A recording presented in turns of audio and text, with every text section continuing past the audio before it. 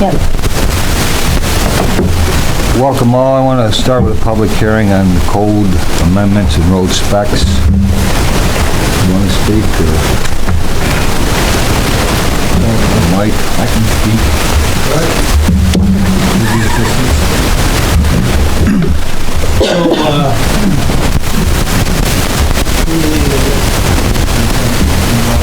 I'd like to put forward some zone or some revisions to the specifications for the road cross-section. Basically, increasing the amount of stone placed under the road, increasing the amount of binder being placed, and the process of placing what they call the top coat is 1.5 inches, so that's going to be placed immediately after the binder. And then close to when a subdivision is near completion or completed, an additional 1.5 inch top coat would be placed on that. The overall principle and basics for this is to increase the longevity of the roads built by the developers. Currently, we only have like 2 inches of binder, and Mike has seen over the years that the roads are failing relatively quickly. So we'd like to have the road specifications increased, get some more years out of the roads. Trucks are getting heavier, garbage trucks, concrete trucks, traveling on these roads during construction, they're breaking down. And ready to probably see the road breaking down. We'd like to get the binder course top sooner than we have been in the past. So that's the plan. You can see redlined the code making some of these changes.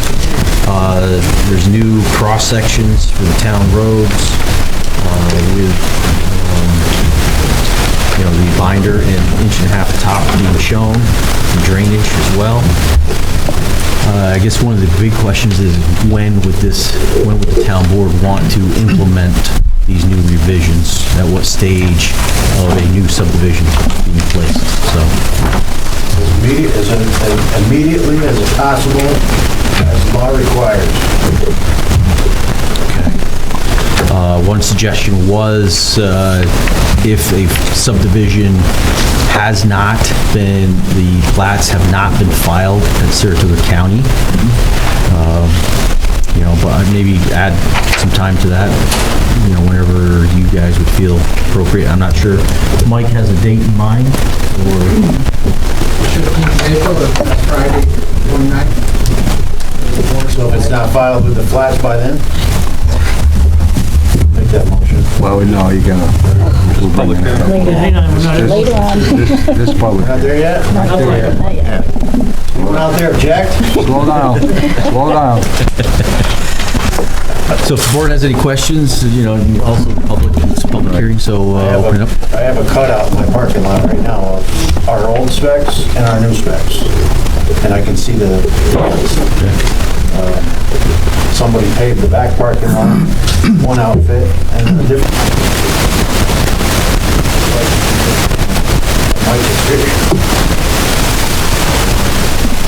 You want to speak, Mike? Yeah, I feel that this is long overdue for our town, for our residents. This is going to be hard with our neighboring towns. This is going to help the highway sustain paving costs for some developments that are required now. And this will give us a good road. And developers, the 90% build out, there's no final one to have a top on that. That way, after all the traffic has been in the development, cement trucks, the building, we have a new road at the end of completion. Anybody in the audience like to speak? Pete Belmont, Builders. I certainly understand where Mike is coming from. Some of the neighborhoods a lot of very expensive time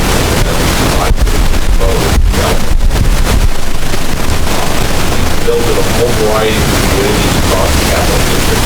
One of them replaced and all other communities either and may have passed or confident at the time during the last COVID. Different. I make the future better. I'm not sure that the added cost that this is going to impose on a neighborhood, the current pricing of blacktop, is necessary, and there could be other solutions, such as building the binder course to a thicker depth than doing a 3-layer application. And if the community is going to go on an extended period of time, maybe some intermediate steps need to be take place. But before we put a top coat, before we put the final top coat on, we do go through with the town engineer, with whoever is required to inspect the road, which was heard before. Now I'm confident it'll be Mike, and we repair any area that needs to be damaged before we put that top coat on. So putting 3 layers on is going to be a tremendous financial burden to the cost of building roads. We know that the cost of building roads is out of control at the moment. There's no relief in sight to those costs, and I don't feel that, from my experience of building in many towns across the last 36 years, this is necessarily the best solution. Thank you. Somebody else want to speak? Jeff Booth from New York Development Group, and I echo Pete's sentiments. We have been doing this for not as long as Pete, but about 23 years. And we typically do 3 inches of binder. I do agree with increasing maybe the sub base a little bit, because I think maybe 6 is a little bit on the light side. But I think that 3 inches of binder, as opposed to 2, would be a much better way. We've been doing it for many years. Not really had any issues with 3 inches of binder and then 1.5 inches of top when the subdivision is done or largely done. Some towns actually have to put it in, at 90%, some are 80%, but I think somewhere down the road after the concrete trucks and so forth have been on the road for some time.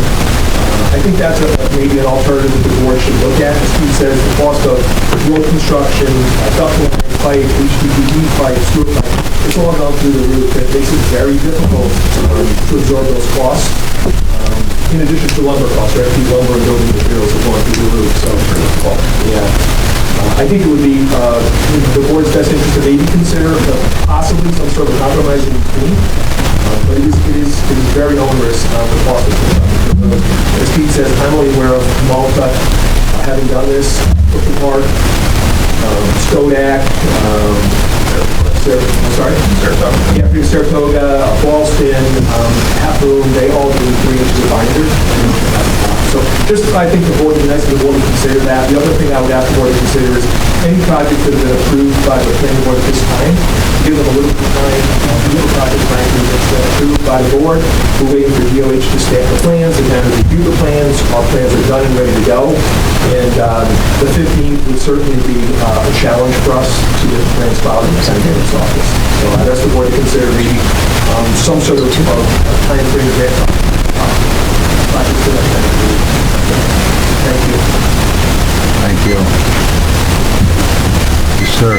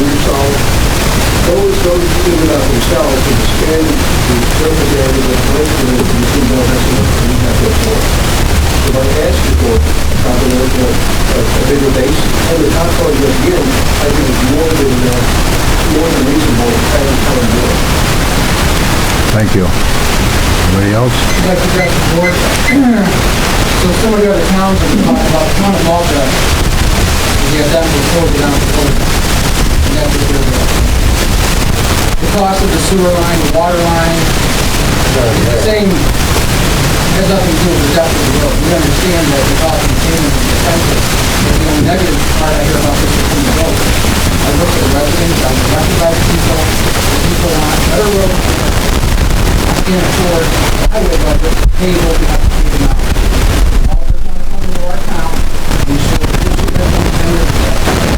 But it's comply with other communities, down in Greenfield, Dayton, Miami roads. I'm saying 12 inches on sand, 18 inches on clay soil, we are going into clay soil. If the structure runs, the subway is not written on the road, that positive effect of what we're going to fix the road, we just did one next year, or coming soon. Change that to come down. How much after a mile of road? We're going to add another 6 inches of stone, but the subway, once it's in there, we shouldn't have to go back and fix the subway. No, right now, to pave a mile, approximately. I don't have the exact cost on what that would be, depending if it's a wet street or an open drain It's the street. majority of our budget, though, am I correct? Correct. Tough for us to go back and add subways to the line with the 7 in place. The subway should be put in now for time development. Our residents prefer good road, and the development is done complete, instead of us going and paving the road that's only 10 years old. And we're pulling a letter of credit now and actually pursuing that to go back and fix things that should have been fixed first. I'm trying to move it forward. Does it cost more to repave it through a letter of credit? Yes, it does. Or does it cost more to just have the excavation out? Most of the time, there's not enough funds in the letter of credit to go back and fix it, and that cost is absorbed by the town. Yeah. Yes, sir. I don't disagree with Mike. Our road should be built right the first time. If the engineers and the experience has said that the road needs to have more of a subbase, more crushed stone below the pavement, and history has proven that to be the case, then we should be doing that. That's part of the town spec. Without speaking of the pre-coat blacktop, if increasing the base coat of blacktop from 2.5 inches to 3 inches and putting that on a more smooth base, I'm not sure 12 inches is needed to work. It should be the answer. We should not be building stuff on roads and creating a headache.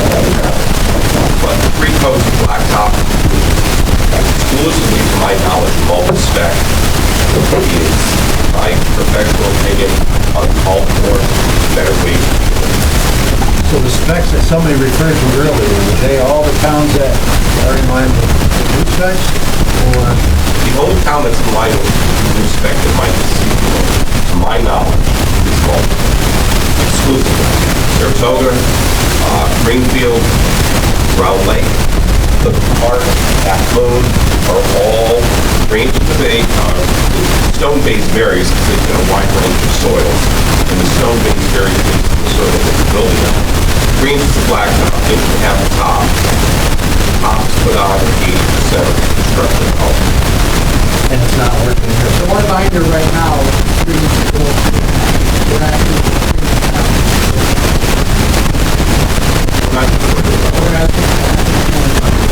That's fair. I mean, well, we're what I'm asking talking about is because we should not be taking roads over in binder course. We have roads now that are 10, 15 years and still binder course. That road should be topped before we take it over, in my opinion. Ryan, is that your opinion as well? Yeah. So you are the engineer. So what we're seeing a lot with the binders, these subdivisions are taking like 10 years to build. So, you know, and let's say pave that road.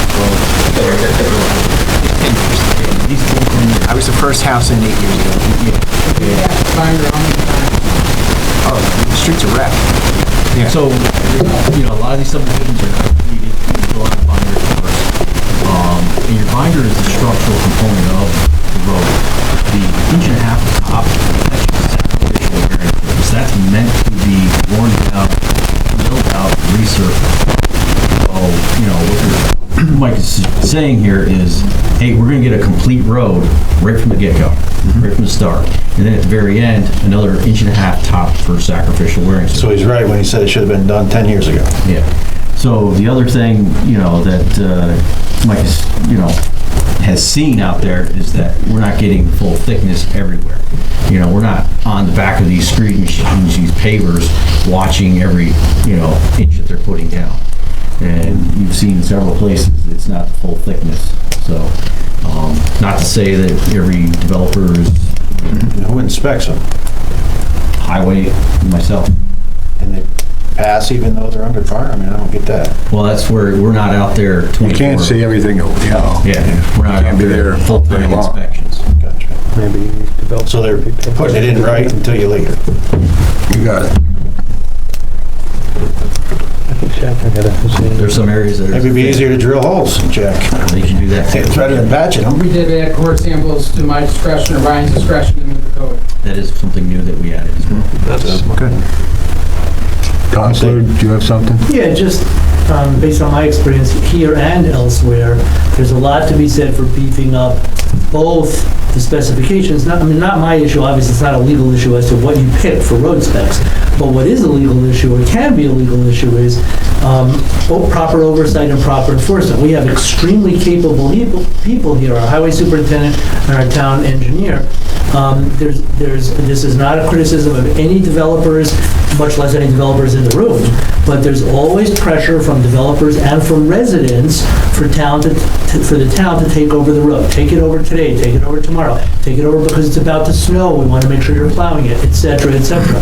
So from our perspective as town council, town legal counsel, we're just making sure that we throw in our 2 cents of, you know, whatever you decide, let's make sure that it's overseen properly and that we don't succumb to we don't bend too easily to the pressure exerted by developers and residents who don't really understand that the town does not have an obligation to take over roads. It's a discretionary act by the town board, and you should only do it if it meets whatever specification you've decided on from our perspective. Thank you. So are we gonna start doing core sampling before we adopt a road? And if these specifications pass, We should. And that will That's deter what happened to somebody Hilltop, from, right? Or Mountain that'll Top. deter somebody from going from 3 to 1.5 when the inspector leaves. Mr. Belmonte? I hate to interrupt. Another topic just came on the table, is when should the town take dedication of roads? And I hear very well what Mr. Shetler is saying. I absolutely disagree. I've been in this business for a long, long time. The town wants to get deeds to those roads as soon as possible, and they want to take dedication. The school buses don't want to travel on the roads unless the neighborhood is dedicated. There is the plowing question on where is the best capability to plow the roads. We have homeowners in that neighborhood that are paying taxes, that if a neighborhood takes, in Ray's situation, 10 years to be completed, I don't think it's appropriate for that neighborhood to be paying taxes for 10 years and not receiving the municipal services that they should be able to expect. Along the fact is, if somewhere through the history of that neighborhood, if that developer no longer exists due to financial issues or just health issues, he perishes. The dedication of those roads, as I can lead you to other towns that have been through this problem, are an absolute nightmare. For the town to take those deeds and take control of that road in the beginning, but the developer needs to maintain responsibility for that road through the entire life of the road is, in my professional opinion, the most appropriate way for any municipality to proceed. And the majority of the municipalities we work in, not all of them, do that exact thing. So 17,000 taxpayers should pay to have a road paved for one taxpayer. No, I'm not asking anybody to pay for the road. No, pave, plow, I'm sorry, Okay. not pave, plow.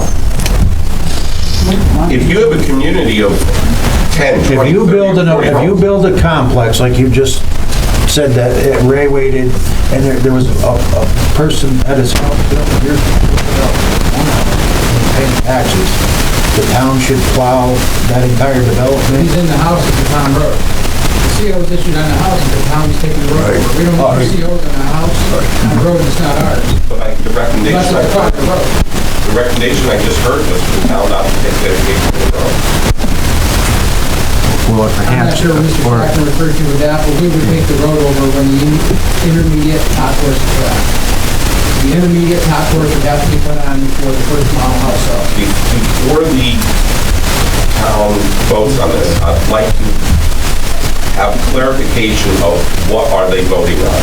Because I hear a requirement for change of specification of the construction method of the road, and I'm hearing a conversation about the dedication of the road. And those are two Dedication's distinctly not in different our, topics. dedication's not in.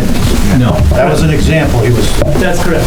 All that's on the table is, and this has been available to anybody who wanted before the public hearing, is a modification, correct me if I'm wrong, anybody on our team, modification of the road specifications. Nothing is proposed to change, at least in what's on the table tonight, in terms of when roads are accepted, correct? Other than we won't take it over the binder. And maybe one of the That's part of the- considerations the town wants to have if they were having difficulty keeping up with the inspection of blacktop that's going down is the developer is required to have an inspector on site to blacktop being paved. That's a possibility. We do that in many towns. I'm looking to volunteer that one, but if it is a remediation to Mike's concern, I understand his concern, he's not trying to operate with that. Mike, your concern is they're not lasting, they're only not.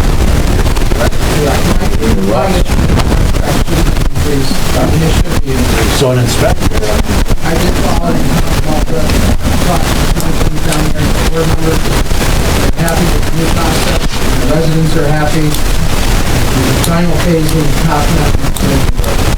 Now they have a 20-year road, and it's not built out, auto modification goes out, they have a new road put on, by the developer. For 15, 20-year plan to pay. Like, I'm not looking at the argument, but that law has not been in place very long in Malta, that they've got a track record to know if they accomplished anything. That's a very new law. It's been in, I think, a few years. Well, you're talking about the roads failing in 10 years.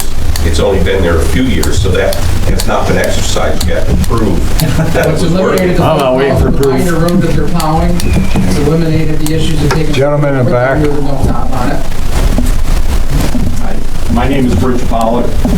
So, I'm a retired civil engineer. I was the Commissioner of Public Works for one town for a couple of years in Rensselaer County, and the town engineer for another town in Schenectady County for 23 years.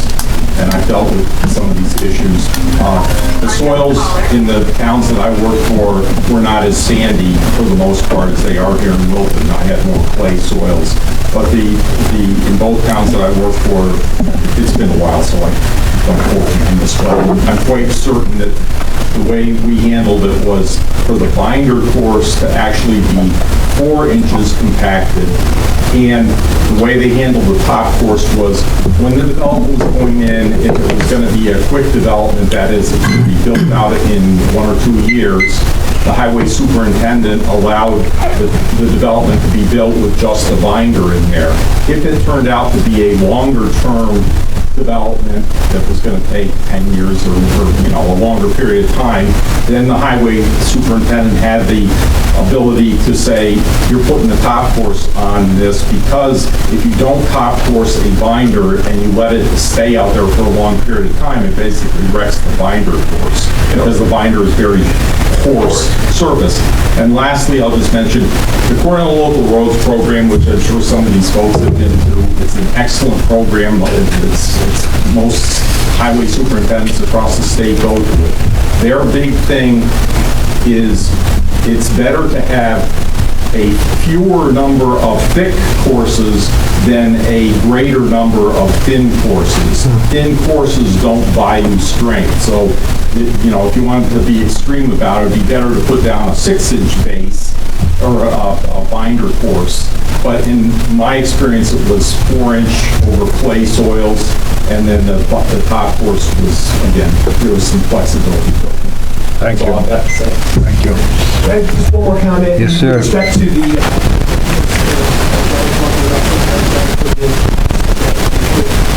we're paying for 1.5. We want to be put in. I think people agree. When they quote this, when they quote it at 3 or 4 inches or 1.5 inches, that's what they're telling us they're going to put in. We want to put in. So do a core sample and make sure they're doing it, hold their feet to the fire. I mean, frankly, we don't use some good quality papers. There are guys out there, they're not as stand up. Pete uses good guys as well, but there are guys out there who try and kind of move it. So we want it to be as thick as you want it to be. So we're on board. perfect. Yes, Yes, sir. I'll just add to that. I agree with him. And most developers, you know, they are paying a paver to come in and do that kind of stuff. But the two ways you take care of that is, one is you get somebody can get the slips from all the trucks that are delivered, so you know the total tonnage that's delivered.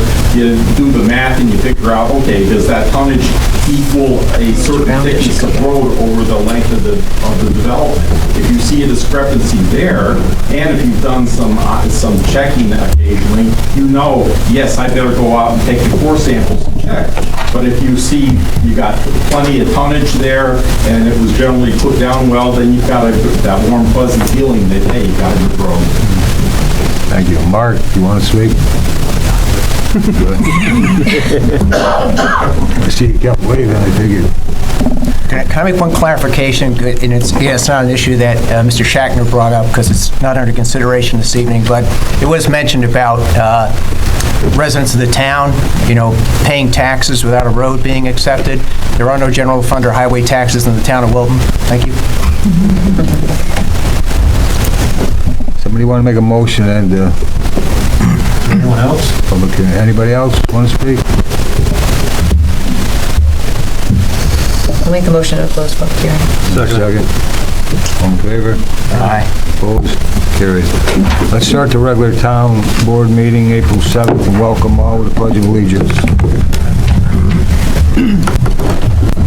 Pledge allegiance to the flag of the United States of America, and to the republic for which it stands, one nation, under God, indivisible, with liberty and justice for all. Roll call, please. Supervisor Lamb. Here. Deputy Supervisor McCachran. Here. Councilman Bogardus. Here. Councilwoman Culligan. Here. Councilman O'Connor. Here. Thank you. Julie's anybody signed up to speak?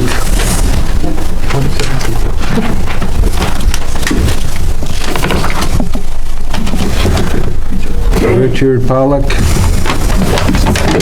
I've got a request, and that is, it would be, I would like it, and maybe other residents would like it, I'm a 30-year resident of the town, if the planning board had some sort of privilege of the floor at the meetings. I've been going to the meetings for the past, I don't know, year or so, and the only time I get to talk is if there's a project on and there's a public hearing for that. But I have a couple of thoughts about some issues with the current zoning ordinance that I think need attention, and I would like to at least be able to discuss that with the planning board. So I just asking for the opportunity to do that. Thank you. Send me email with your phone number and I'll talk to the planning board chairman. We'll work something out. Okay, thank you. Paul Kelly? Good evening. I'm Paul Kelly. I first arrived in Wilton in the 1970s and went to Dorothy Nolan School, so I've been around here for a while. I'm here with the mixed overlay district, and I just have a few questions after reading this. I see on the narrative here, it says, raising the bar in every market, exceeding the standards to the latest, greatest communities in the workplace. And during the discussion, I'd like to have some kind of talk about what exactly are these apartments going to be, because when I read this, everybody thinks, oh, it's going to be some, high-end, glitzy, glossy, fabulous place where people can be parking, $100,000 cars, and then it ends up being something completely different. So I'd like to know what the developer has in mind as far as the demographics for income, who's going to be staying there, what the tax offsets are going to be for people attending school, because when I was here in 1990, when the original mall was built, replacing the Pyramid Mall, the Barrel of Fun Arcade, which was a lot of fun. So it'll run up the carpet wall. They had, one of the arguments back then was, oh, we've got this great business coming, and there's no kids, and it's going to pay for the schools, and everything's going to be wonderful.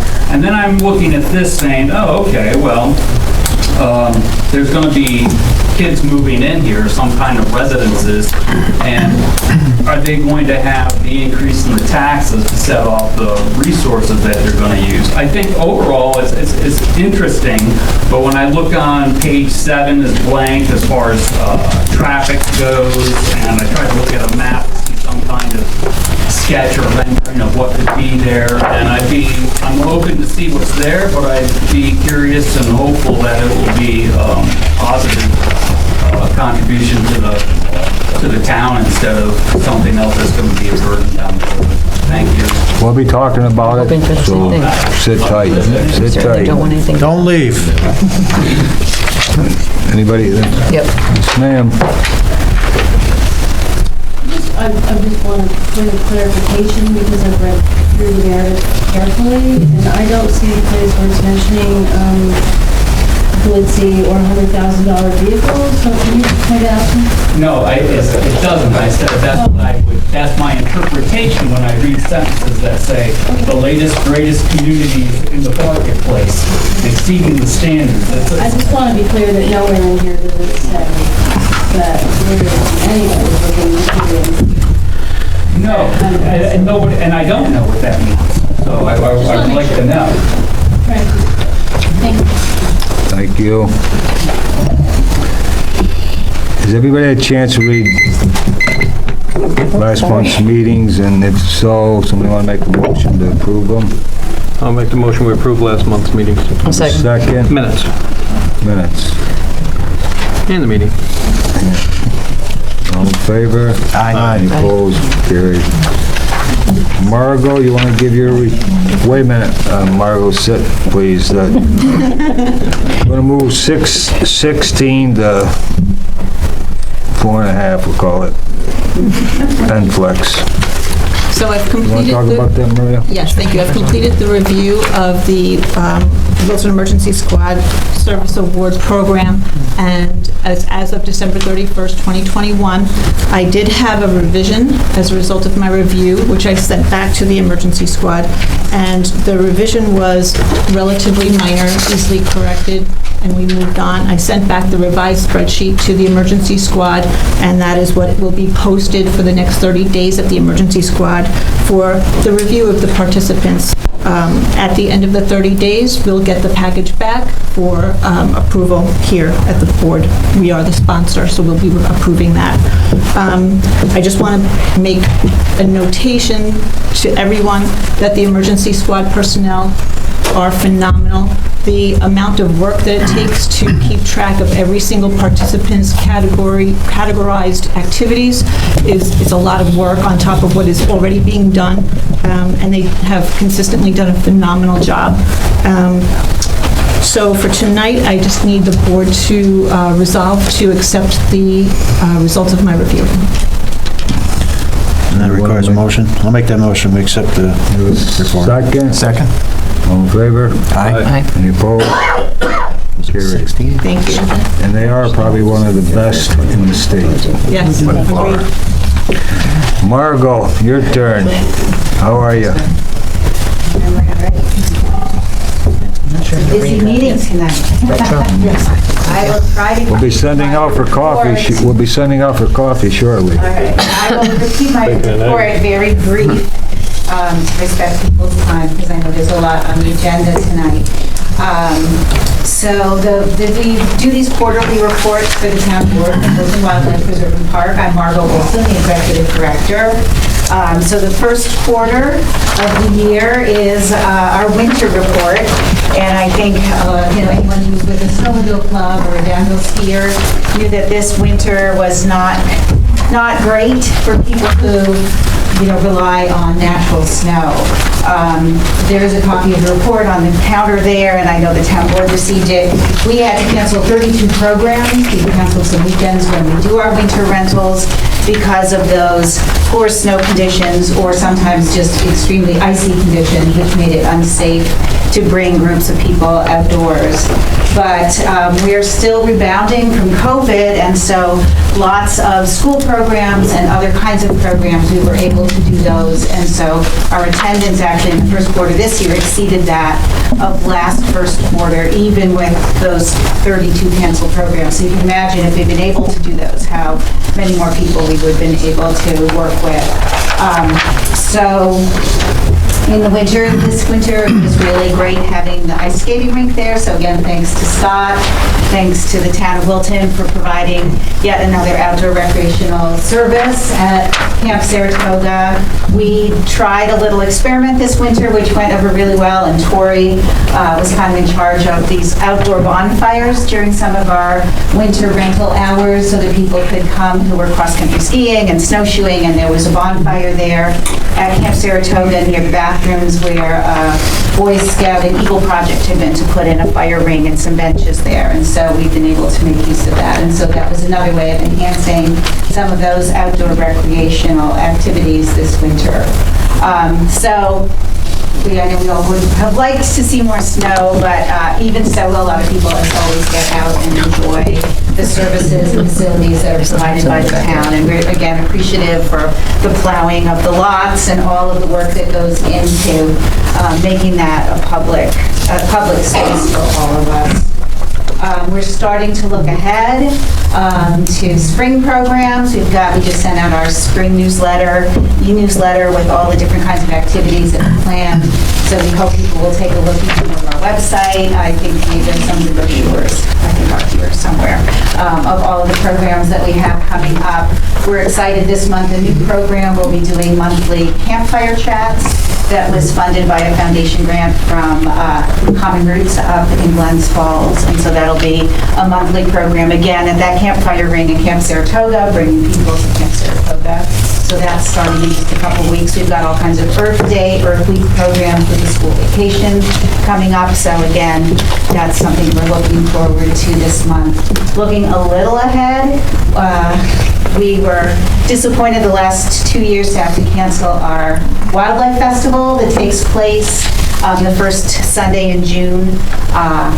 We have been holding this event for many, many years, and it's a way of highlighting all the wonderful facilities at Camp Saratoga, getting people out on the trails when the wild blue lupin is in bloom, when the Carter butterflies are first seen, and so that Wildlife Festival will be taking place again this year in person.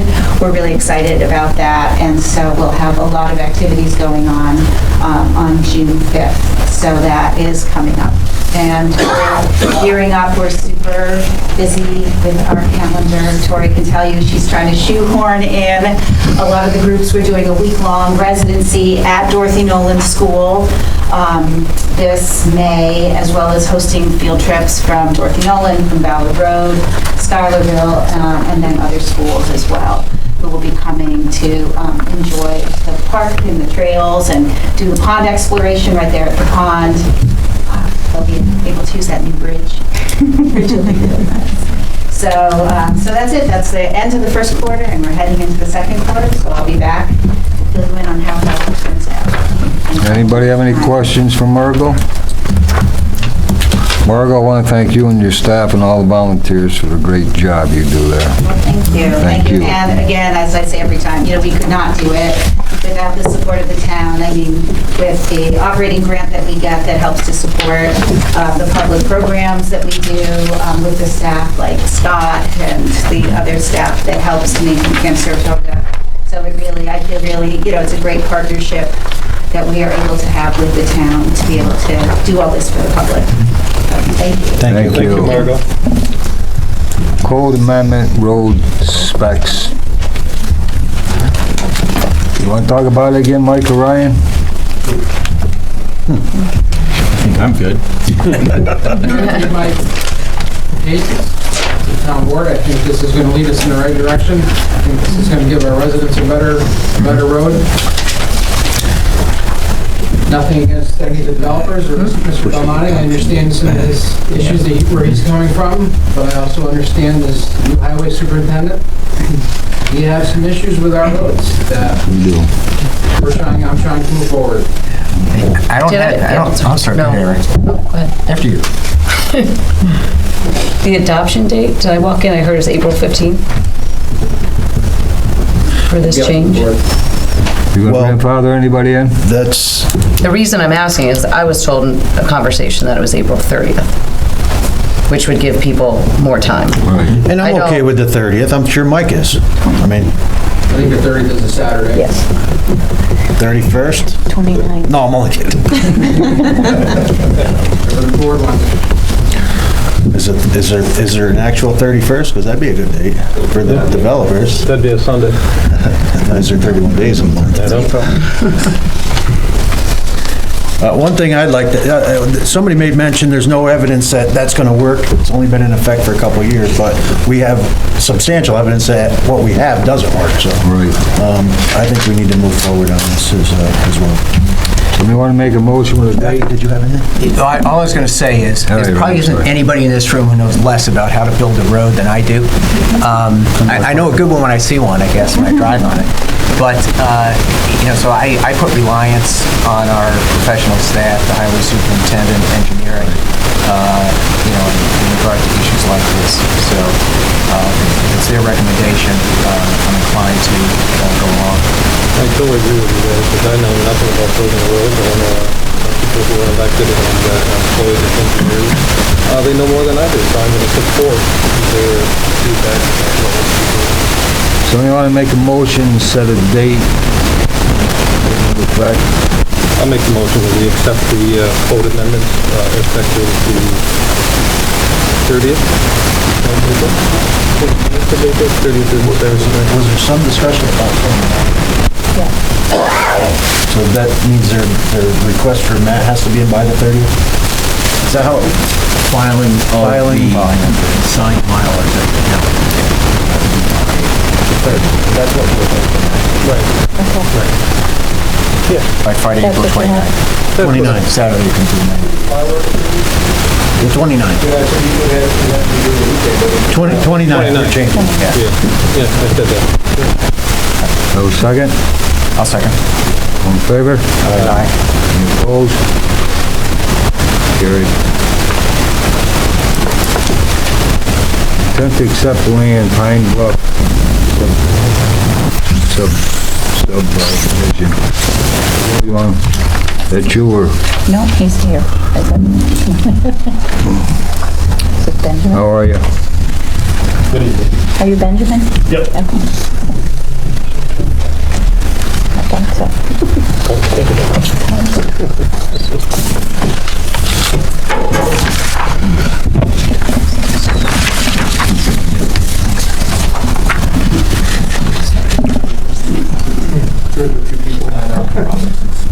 Good evening, everybody. I'm Ben Wilson. I'm with Ingalls and Associates, representing B&B Properties. This is the proposed Pine Bluff subdivision. It is a 9-lot single-family home conservation subdivision. It is currently in the review process with the planning board. It's located on Edie Road, which is just set north of Scout Road and behind Petty Sawmill. As discussed with the planning board, we are proposing 7.3 acres of open space lands to be dedicated to the town. The use of these lands can be for a recreational trail or whatever you guys decide to do. The lands are located between the northway and the subdivision, and it's highlighted in red. It's mainly a forested area with some intermittent wetlands. The possible recreational trail could improve connectivity in the area. I know the Forest Road subdivision that's going south of the project. And they have a trail system leading up to Scout Road, which is coming down. So,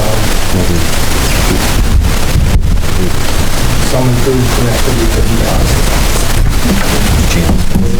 Got to say. You guys have any questions?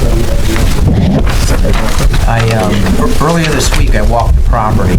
I probably should have gotten your permission know it's trespassing, but I hope you forgive me. Lock 'em up. Sheriff Bowen, or Sheriff here? Lock 'em up. Yeah, so I walked the property extensively and saw that there would be a good connection coming from Peter's project to the south where the trail comes up into this property that could probably loop around and make its way over to the other side where you start to head in to where the state forest lands are and the Wilton Wildlife Preserve. So I think it'd be a worthwhile endeavor for the town. So we want to make a motion. I just have a quick question. That trail goes right along the 100-foot Northway corridor setback. That gray line Ryan was just saying is The buffer? highway fencing. Just along here, you can see a chain link fence. I don't know if you have kind of. Yeah, small. Closer if you But the gray line is the trail? So the gray line is the proposed trail. Yep. That would be constructed by the developer. That hasn't been settled yet, I don't think. It might be settled tonight. Because the motion I was going, I mean, I'm not trying to be facetious, but the motion I was going to make would be that we would accept the open space subdivision in the land if the developer were willing to cut the trail. Yeah, I think what he meant is the final location for the trail hasn't been selected yet. Oh, sure. So yeah, that'll need to be figured out what. Okay. That's just a little part of my your concern. plans. It's a neighborhood with kids and the trail is 80 feet from the Northway. It's not hard to jump a chain link Yeah, so it fence. is, it's not on the Northway property, it's going to be just to the east of this chain link fence, so if there should be any issues with trespassing. Yeah. The wetlands that you have on there, is that open water at all, or just marshy, or? We believe this wetland area C on the plan is pretty wet. Don't exactly know if it's a pond. Yeah, when I walked it was Tuesday afternoon. When I walked it Tuesday afternoon, there Definitely a pond today. I took photos. Yeah, no doubt. There were some strips of water. I took photographs while I was out there, but it's by no means impassable. Okay. You know, with, I would say, minimal effort, work, or cost. Yeah. Same thing. I mean, just the further in we can stay from the Northway would be great.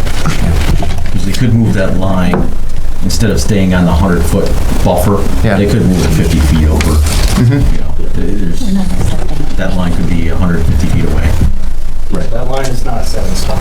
Okay. Yeah. Just want to say my piece. Could I add to that? Put it on the As far as what's not set in stone, I just want to remind the town board that you're not literally voting to accept the land this evening, just this is a project that's in the subdivision review process of the planning board, and you would be indicating an intent to accept in the future if things go the way you and the applicant hopes to go. Right. Yeah, with the details of, you know, trail location that to be It just helps, determined. it helps further the planning board subdivision review process and the applicant to know that you have expressed that intention to accept if in fact that's what you do. Yes. Thank you. That's what you said, Ray, wasn't it? Yeah. Pretty much. Well said. That's what I heard. I'll second. Well, I'll make a motion then to, for the town board to have the intention,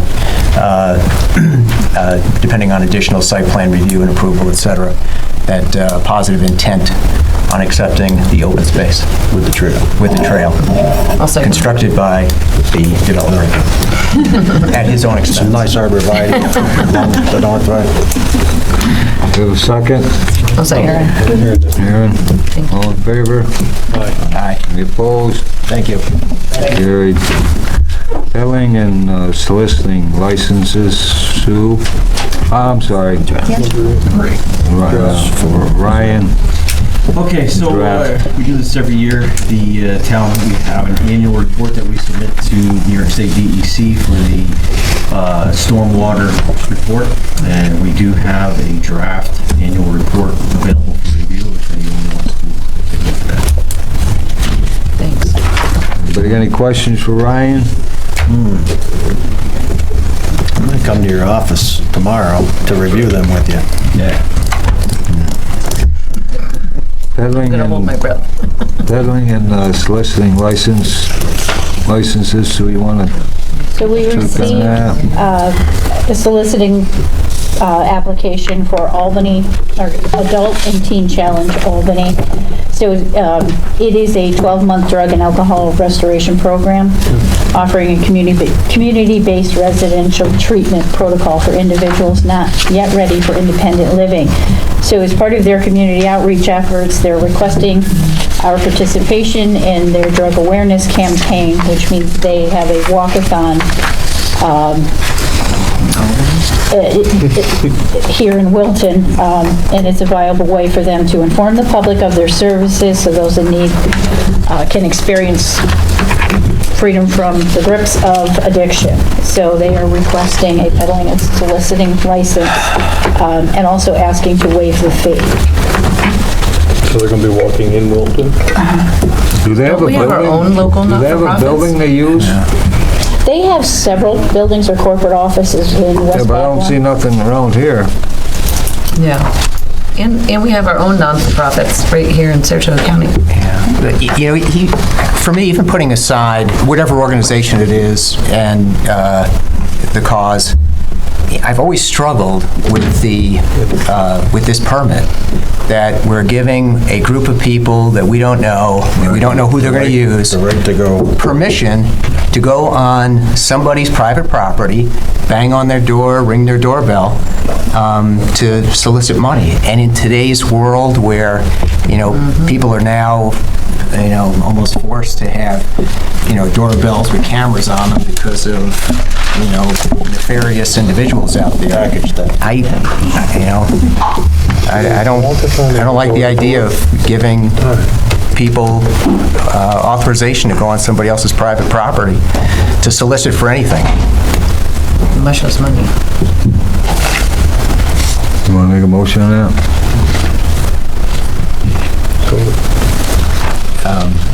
To deny it? Oh, yeah, what do we want to do? Oh, or take no action, and Take no, what do we want to do? yeah, I prefer not to take action on it. Everybody in agreement? Yeah. No action? Standard workday and reporting resolution, Sue.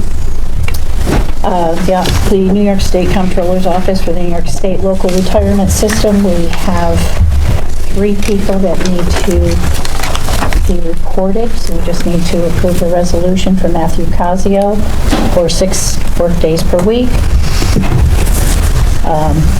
Mike Monroe and John Lamb. You want to work 6 days a week? Oh, no, excuse me. Per month, that was in that. I only got to think work you still run the 6 car days a lot? month, and I'm here every day? I don't know why you're... He thinks he still runs the car lot. Can't I'm believe sorry. that. Matt is 5.31 days per month.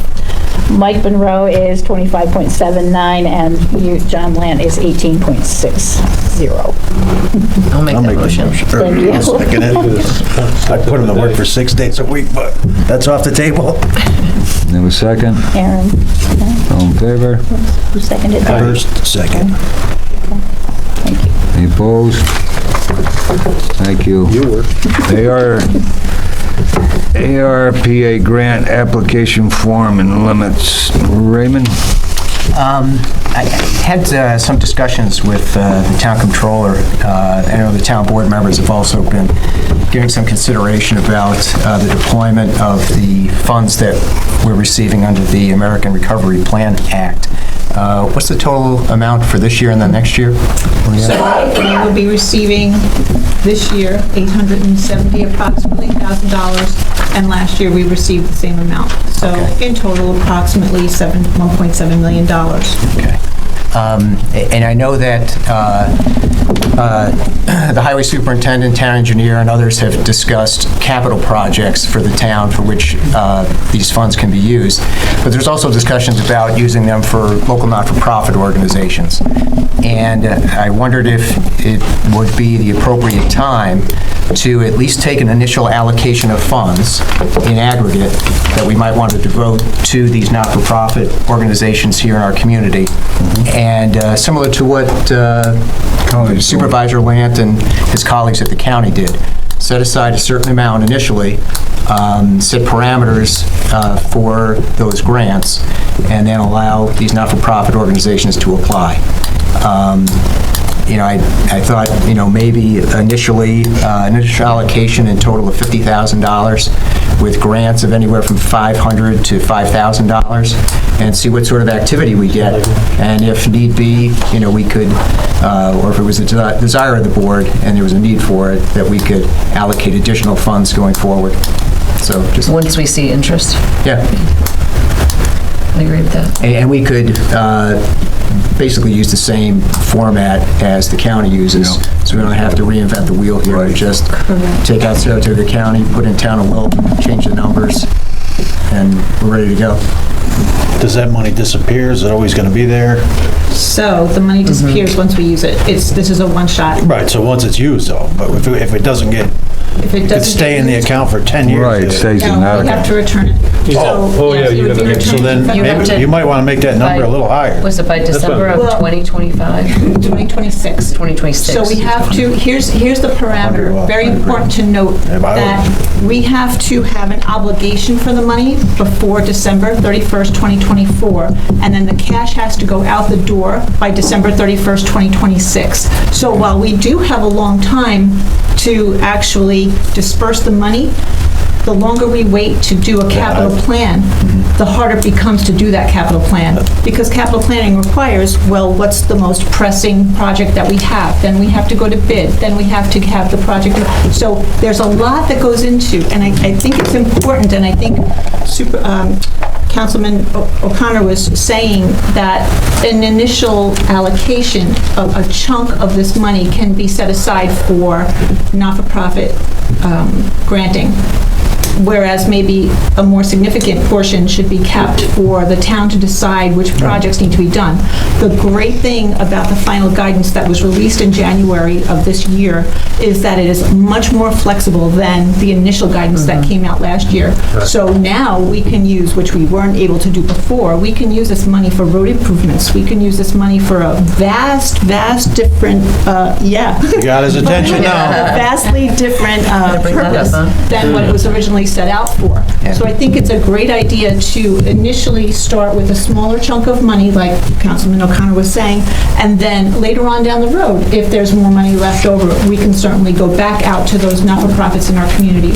We did an initial communication, and we determined that there's approximately 22 not-for-profits that are, and this is another requirement, is that the not-for-profit needs to be located, either physically located in the town of Wilton, have a branch in the town of Wilton, or serve Wilton residents. So, we have our arms around a rather small population, but at the same time, we have this opportunity to help them, and it would be great to get this out there sooner rather than later. So we have an overview document that we could, draft up and kind of get that out there to the not-for-profits. We could do a fill-in form so that the not-for-profits can fill out an Adobe PDF really quickly, get this over to us. Can we get it out to them? You said there's 22 of them, so maybe we can just send something to the 22. We could do that as well.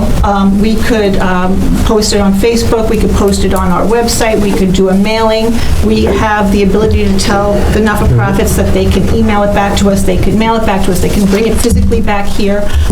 So there's a lot of different ways to get the ball rolling. I already set up a dedicated email for the not-for-profits to be able to email it to us. My intention is for the email would come, I would send it back out to the board for review, because the not-for-profit has to send in their 2022 budget along with a couple of other documents as to exactly how they were negatively impacted by the effect of COVID, because that is a requirement of us using the money the way the federal government wants us to use it. We can't just give away the money for any purpose. It has to be related to COVID. So with that, we have to kind of keep our eyes on the purpose of why these not-for-profits need the money and document that for our own purposes, because we will be audited by the federal government as well. And it's important to notice that not only do we have to do that, but at the end of the process, when the not-for-profit uses the money, if they are subject to federal single audit, we need to actually get a copy of that report and review that report as well. So there's a lot of sub-recipient monitoring that we have to do. it's a little involved, but I think the sooner we get this out there, the better.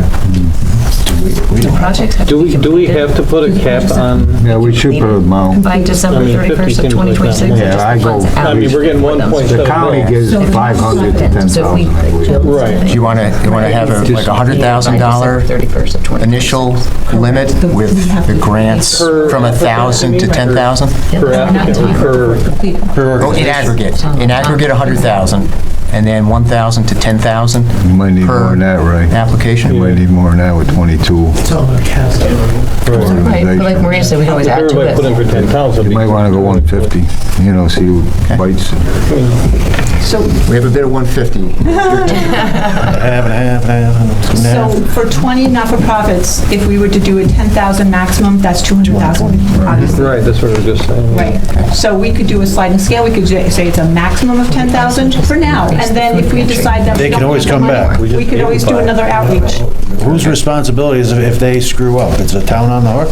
We The town have the could be on the fiduciary hook. That's why- responsibility? The town So- could be on, that's why it's very It's important got for to the be town low, to we get would that have no documentation. close. Right. The town would have to get that documentation ahead of time. The not-for-profits will be given a list of what they need to submit to us, including how exactly they were impacted by COVID. And it's not a guarantee. The board is going to have to be involved, yes. So what's Board's going going to to happen? approve each application and funding. Right, so what's going to happen is the email will come in, or the application will come in, and I will send it right back out to the board for everybody to review. So we've identified 22 non-for-profits in our town. Right. So, Or that service our town. our service Or account. that So service. why don't we generically just use a $10,000 per, which is going to be up to 10,000. 200,000. So why don't we cap it at, it'll be 220 if it's 10 for every one, there's 22. So why don't we cap it at 220? We don't have to give out 10,000, but let's cap it at 220. And they could always come back for more next year, up until the 24th. We could, yes, we could hold off until we find out what that first round looks like. If everybody, in our population applies for and receives aid in that first round, then we're done. If there's money left over in that initial 220, and if we determine that there's not a capital project or a road improvement that needs to be done, and you have extra money, certainly we can do another round. Mike just- But I'm pretty sure. Mike just gave us, I think he's But got. we could break it up into stages. One stage, we'll give up to 110,000, and then those applicants during that stage cannot apply for the second stage, and then we'll have another 110 out of the second grant when we receive it. Sounds like Rather than giving out Washington now. 220 all at once and taking away from a capital project of our own. Or leave it for another round, like a Right. second That's what year, I'm saying, make it a break up. 2-year plan. That's what I'm saying, break it up into two awards. Why don't somebody take a moment and draw up a motion, I'm gonna let John Heenan speak. I just have one quick question. When you're talking, Mary, about the not-for-profit, when you're giving money out federally funded, is there a safeguard that the monies are not going for administrative costs more so than the end user or the same purpose was? Because that's a pitfall of the federal government guidelines of the New York State. Mr. That's- Schachter, can we make that's that a correct. stipulation, that it doesn't go to administrative? Well, we're gonna follow the county's some guidelines and they're programming. right on top. I'm just ignorant on that. No, that's a good point, good point. Some portion almost always does. It has to, You could have a Yeah. percentage, Okay. because they're audited, right? So number one, yes, so we are specifying in our outreach that if you have to have suffered a negative impact because of COVID. What exactly was it? How is this money going to help you with that specific need? So it's filling a need, and it's really intended for program use. Mr. Hannan is absolutely correct to say it should not be used to buy pencils. It should be used for filling a programmatic need. So, And the description is required in our application. Yeah, the description is actually required in the application that Maria is proposing. Yes, correct. So I think it's just a number thing, and I think you're right, just cut it in half, do the 5,000 for 110 for the first year, and then another grab for another 5 for the following year, which brings us to the 220. Why don't, maybe not hold us right to those numbers yet until we see interest. What if we don't get a lot of interest? What if they've already received private funding So if you to get cover 10. those costs? Because I know some of the boards we're on, some of those, their associated costs, like with PPP and all that stuff, they've also received money to repay themselves for those kind of things or receive private investment. But if we don't So we allocate... shouldn't double up on that, but. Oh, no, absolutely not. Well, you can't double dip from us and then the county, you can't do that. Yeah. That's how the county's set up. And I think we have to allocate something. Yeah, because without allocating something, the organizations aren't going to know, Yeah. that And my thoughts are, if we only had 10, then there would be more money left over. They could actually come back for more than the actual 10,000. So I'll make a motion that we allocate $100,000 with a maximum grant amount of $10,000, and doesn't necessarily mean that every organization will either A, apply, or apply for the whole 10,000. Let's see what level of interest we get, and if we need to make, to add to that, and it's the desire of the board, to do that, then we can take that up at a future date. So we basically fill the slot with 22 people. The most they're gonna get is probably 5,000. Correct, Yeah. correct. Which is That's your fine. motion, Ray? I'll second that. Right. Second? Yeah. Aaron, second. All in favor? Any opposed? Carried.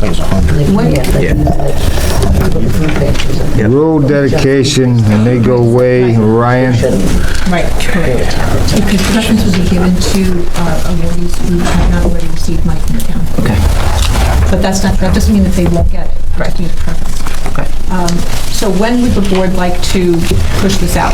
Right now. Tomorrow. Okay, Get the perfect. county's form, and we'll get on it, work on it tomorrow. Unless you wanna stay late.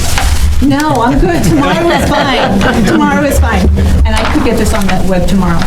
Good. Thank you. Ryan, you wanna do that road dedication? Okay, so, Indigo Way. Indigo Way, which is in Mulberry Estates, Phase 2, off of Route 9. It's a small cul-de-sac road that was constructed. Mike has been out and inspected it. I've looked at it. It meets the prior standards. So. You're happy with it, Mike? All set. One issue in the cul-de-sac, but I believe we're going to address that. The rest of it's built for a fire standard. Good. So we'll be fixing it in 10 years? It is topped. Well, it's a small road. Won't get too Boy, much sometimes traffic. you just can't let stuff go. You're happy with it, Ryan? I'm happy. Somebody wanna make a motion? Make that motion. Got a second? Second. In favor? Aye. Any opposed? Carried. Wilton Wildlife Reserve and Park Grant, Alrighty. Raymond. All right, if you thought the last thing was confusing, and Maria, correct me if I go off course here. So in the original budget for 2022, $50,000 was allocated for the Wilton Wildlife Preserve in their annual grant.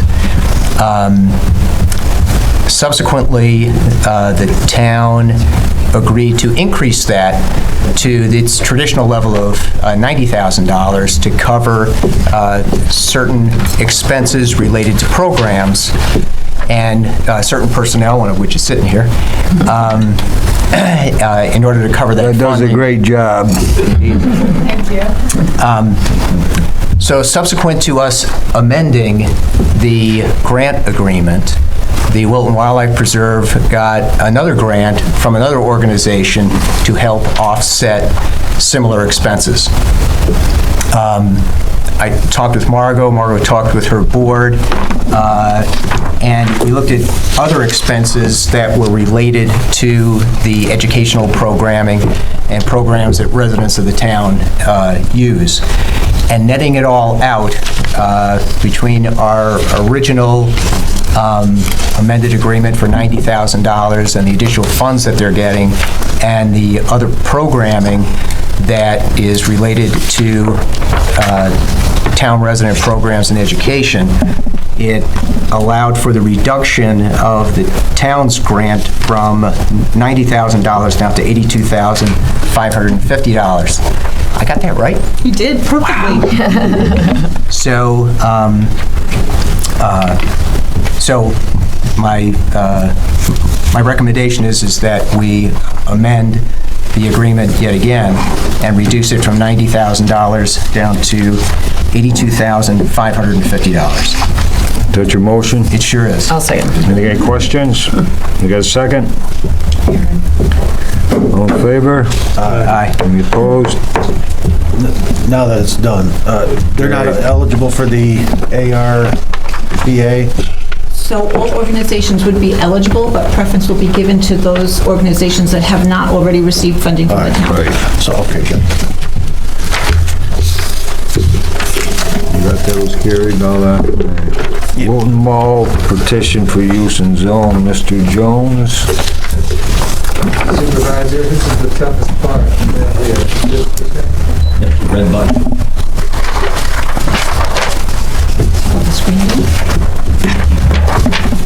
No bond.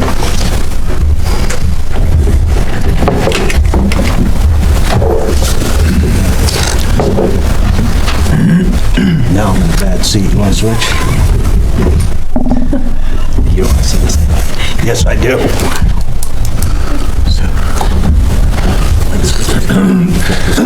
Lights are behind Ray. Right. Sorry. Perfect.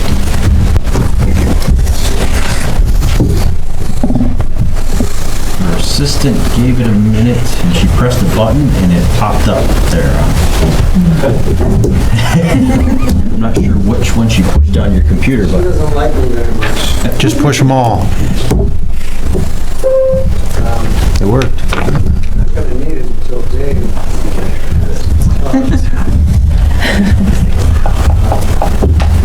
Why don't I? Is there a 6-year-old in the audience? Yeah, exactly. Yeah. I can try to get that. There's about half a dozen slides that people can come to the board. Where do you go? Mr. Supervisor, and members of the local town board. My name is Matt Jones. I'm a lawyer. I practice in Saratoga Springs, and I'm pleased tonight to be here on behalf of Paramount Development, represented by Tom Suttle, who's a good-looking guy in the second row here. We have a presentation in connection with an application that I filed on behalf of Paramount, including Paramount and Macerich, a joint petition to amend the zoning code of the town of Wilton, which we filed just 2 weeks ago. In that application, we described in a document called FEAF, or a Full Environmental Assessment Form, which this board routinely deals with, the environmental impacts that we saw in connection with the zoning change. And in a footnote to the letter, I indicated that because this was also a project, a specific project that you're going to hear Tom talk about in a minute, that the law now requires, in order to avoid a segmentation issue, that we file an additional environmental impact form, a full FEAF, or an amended FEAF, depending upon preferences of the council and the staff, to identify the environmental impacts of that Paramount project.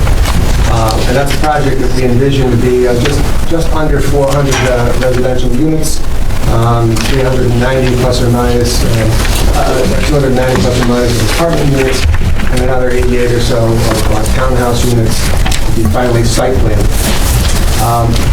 That process, if successful, and if the town board agrees with the application that we submitted and votes to adopt that zoning amendment, would require for Paramount project a subdivision application to the planning board and site plan approval. The remainder of the application, which Mike Schaefer is here to talk about on behalf of Macerich, are zoning amendments dealing principally with uses and area and bulk requirements for the legislation as a whole, but no project-specific part of the application. So we've got a couple of things together, and we still don't need that slide. So let's do this. Tom Suttle is a principal at Paramount Development, and his area is the high-end luxury apartments, of which he has been quite successful. Some more than 8,000 units developed over roughly 2 decades. Tom attended the University of Florida and graduated from the University of Cincinnati, and has very broad experience. Has stepped forward in an agreement with Macerich for about 13 acres. And we want to describe this as the northeast side, and so if we were all facing Dick's Sporting Goods, it would be the property off to the left, some 13 acres. Why don't we do this? Tom, if you would want to come up and talk to the town board about a little bit about what you would envision for your project, and a little bit about your company. Sure. Where's that stand? Here? That's great. Good man. My name is Tom Settle. Thanks for hearing me out tonight. I'm a partner with Paramount Development. We're based in Sarasota, Florida. I explained to Matt that I attended UF, but I graduated from UC because sometimes we follow girls in places. But I married her. We've been married 37 years. Anyway, between my partner Don Paxton and I, we're going on 200 apartment communities. My thrust has been on the luxury side. Tonight was the difference between market rate and luxury. Luxury is just one, the extreme end of that spectrum. But, those words that were read tonight, those are mine. What we like to do is go into a marketplace and build, something better than the last thing we've done. We set the bar high. It's just, to us, it's about, we want to be successful. And it's a lot more fun than developing something with all the bells and whistles and something stripped off, right? And in any case, we like to sleep in our own beds at night, which means, we try to do stuff closer to home. But we've got relationships with many of the largest mall owners in the country, which includes Matrix, and all of those are relationship driven. So, they'll give us their list of malls that they're looking at redeveloping and think it would be appropriate to add a residential element to it, and maybe a list of 12 or 20. But it's a cherry picking exercise. We have to think it's viable, and so you go down the list, and there might be one yay and one or two maybes. And frankly, Wilton was a maybe. But when I looked under the hood, I thought, wow, this might be really interesting. And I still believe that. Despite the fact that I want to sleep in my own bed at night, I'm willing to get on a 3-hour flight and fly to New York and spend in excess, with the way costs have gone. I have no trouble saying that this is going to be in excess of $100 million investment behind a mall. It used to be that we wanted a location up on the street because our buildings are our billboard. We have nice buildings, I guess. But these days, every prospective tenants they shop on the internet, so they'll find us there. And that's our. I love the forest behind the mall. You drive back there now, and you are behind the mall. It looks like the backside of something. But the conceptual plan layout that we have, every unit will have a view of that forest. And I think that once somebody finds us and sees our amenity package, which will be extensive, and the level of service that we give to them, we think they'll stay. And we think it'll be a very successful project. Talk about investment in terms of,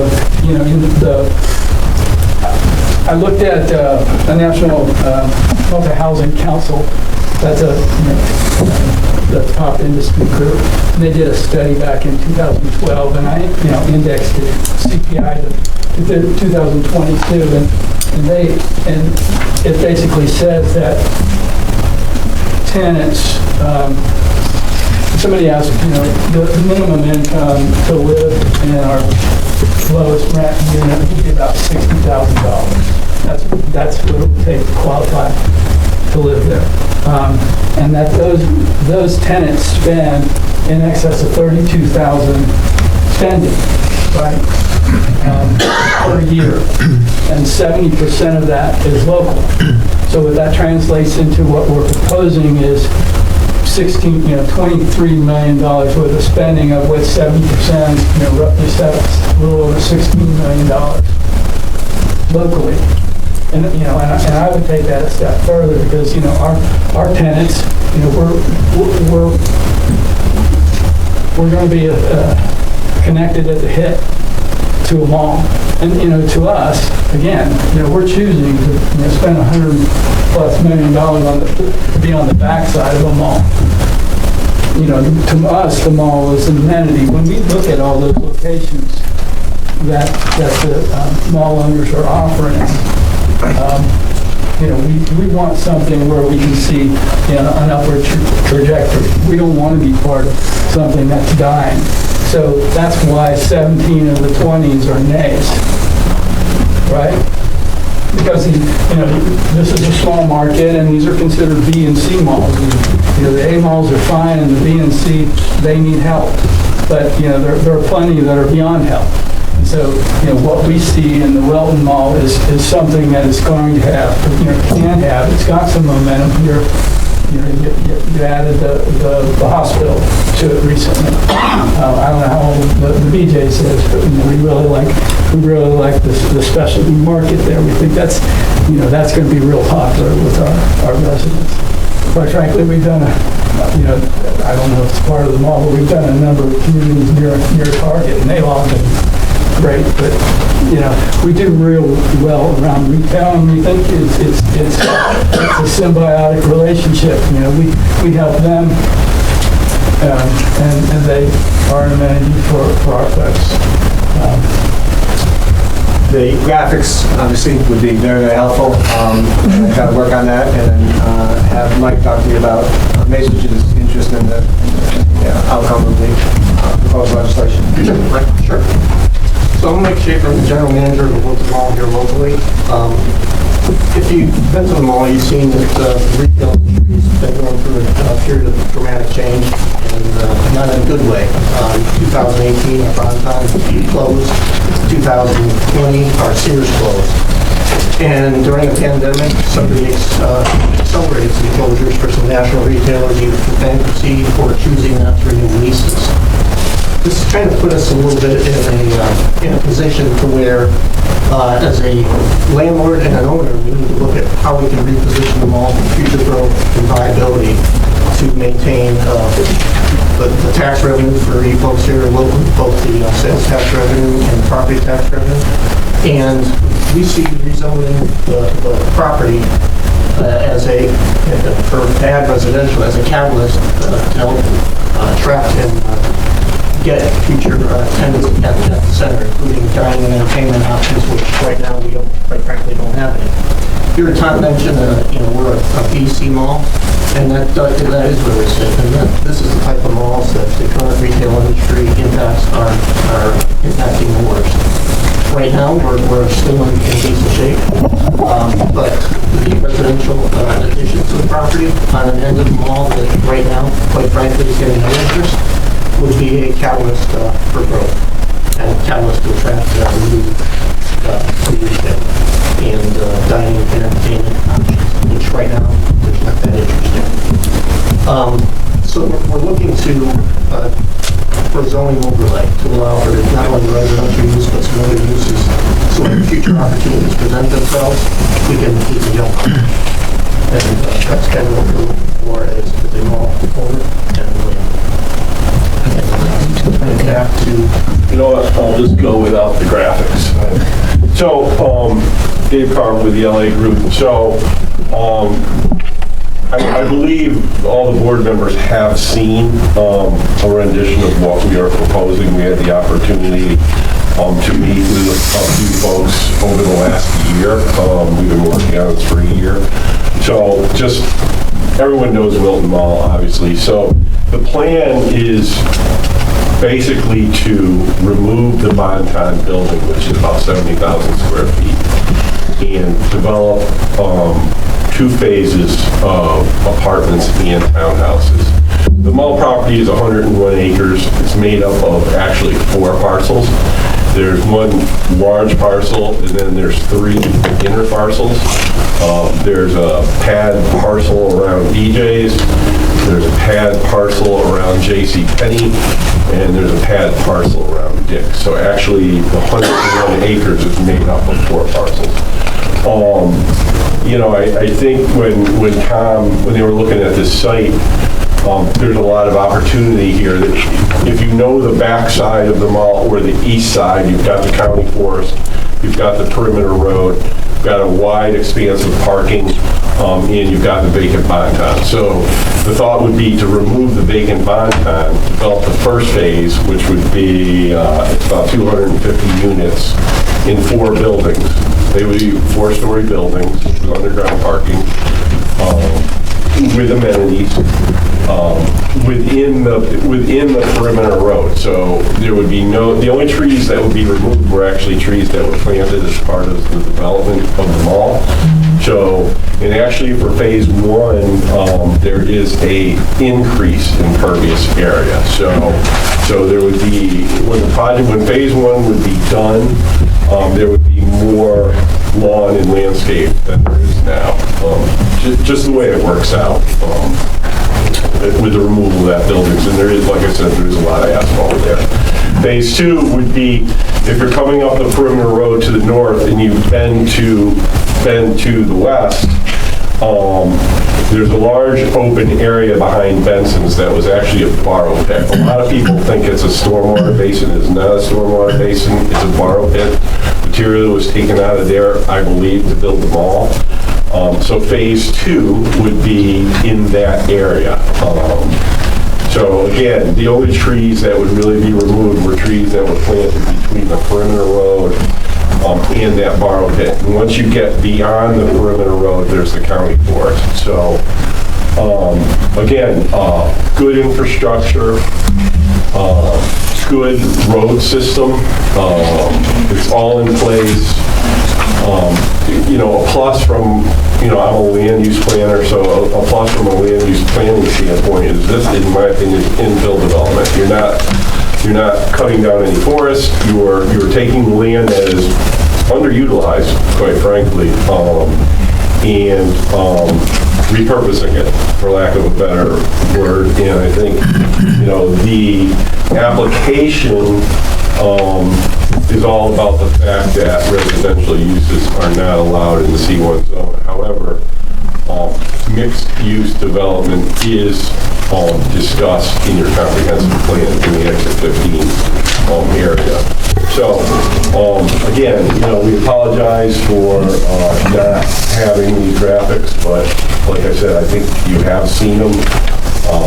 We'll be back again. I think we really want to talk about the process, correct, Matt? We may have graphics. We may have graphics. How many units was in phase 2? You skipped that. Phase 2 would be 88 townhouses, so it would be a total of 354 units in 2 phases on approximately 14 acres of land.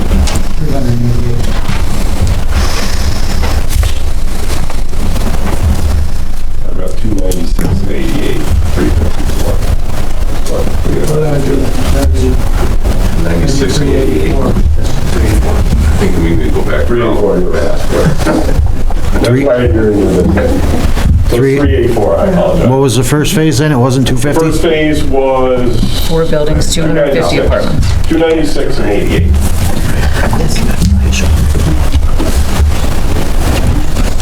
When do you buy the rest of them all?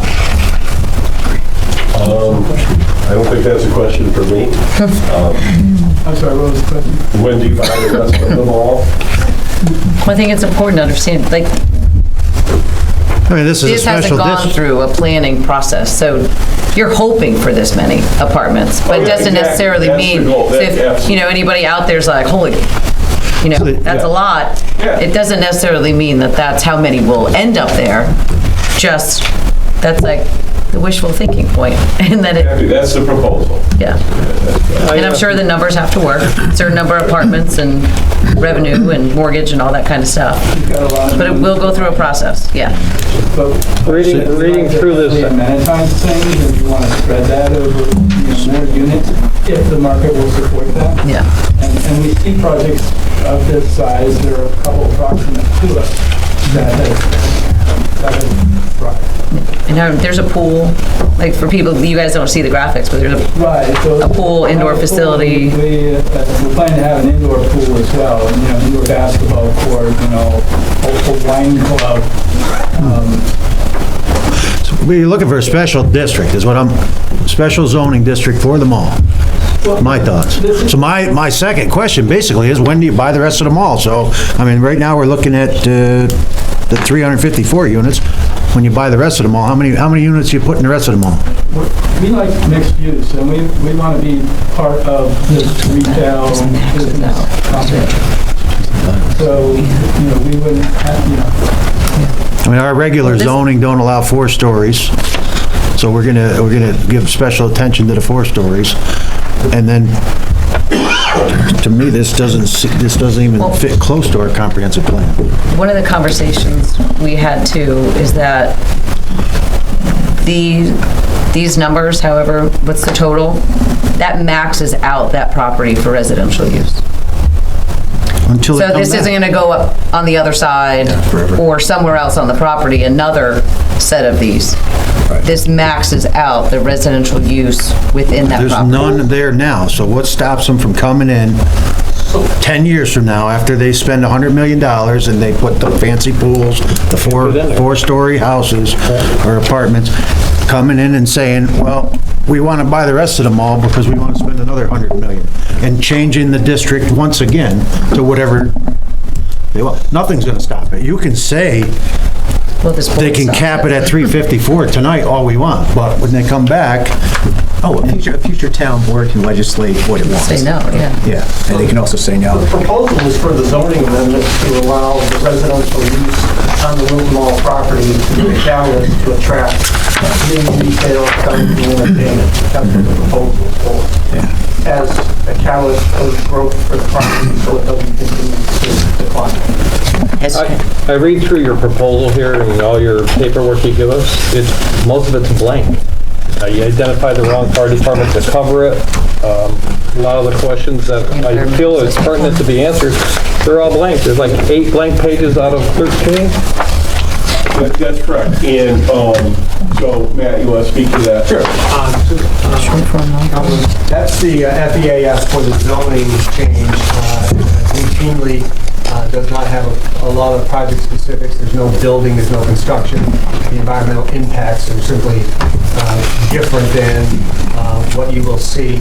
If you'll see in the very first page of the cover letter, you'll see a footnote at the bottom which explains to you that what you have is an FEAF for the zoning change. And you will see within about a week or so, we have just about all the metrics for the buildings that we're proposing to build, and you'll see a second FEAF that deals with the project, Paramount project. So that, if you look at the bottom of the cover letter, you'll see that in a... Do we know how many units that is on an acre of property? Does anybody have that number? 6. It's 6? Has Paramount done a project like this in the state of New York or any place in the Northeast? The only New York project we had was on Long Island. We did 8 projects with the VA, and that was on their medical center campus. Was that out in East Northport? Yeah, I know that campus. Can I make a comment in reference to what Mr. Jones just said? Yes. He's talking a language that you all have heard before and are somewhat familiar with, but it's not your daily language.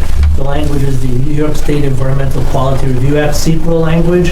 And unfortunately, I have to rain on a little bit of the parade here because it's not legally appropriate to have 2 separate environmental assessment forms the way Mr. Jones just described, and as is set forth in footnote number 1 of the application letter.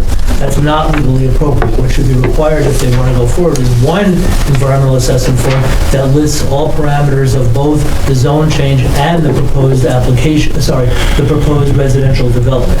It's not appropriate to have 2 separate environmental assessments. I think I mentioned at the very outset, if the town staff is looking for an amendment to it, we'll supply that in form of an amendment. I agree with council that you need to look at a single environmental FEAF, a full environmental impact form.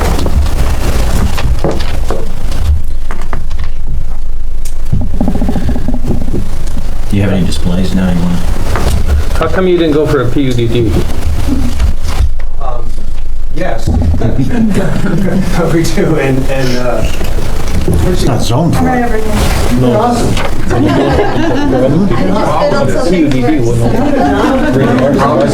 gives you, right now, the way it's written is 11. She's not for hire, man. She Mr. works for Jones, us. you can't beat you. On the back. You are awesome. She's poaching her. So we could probably answer a number of those questions, Dave, with about 6 or 7. Go ahead. Yeah, go ahead.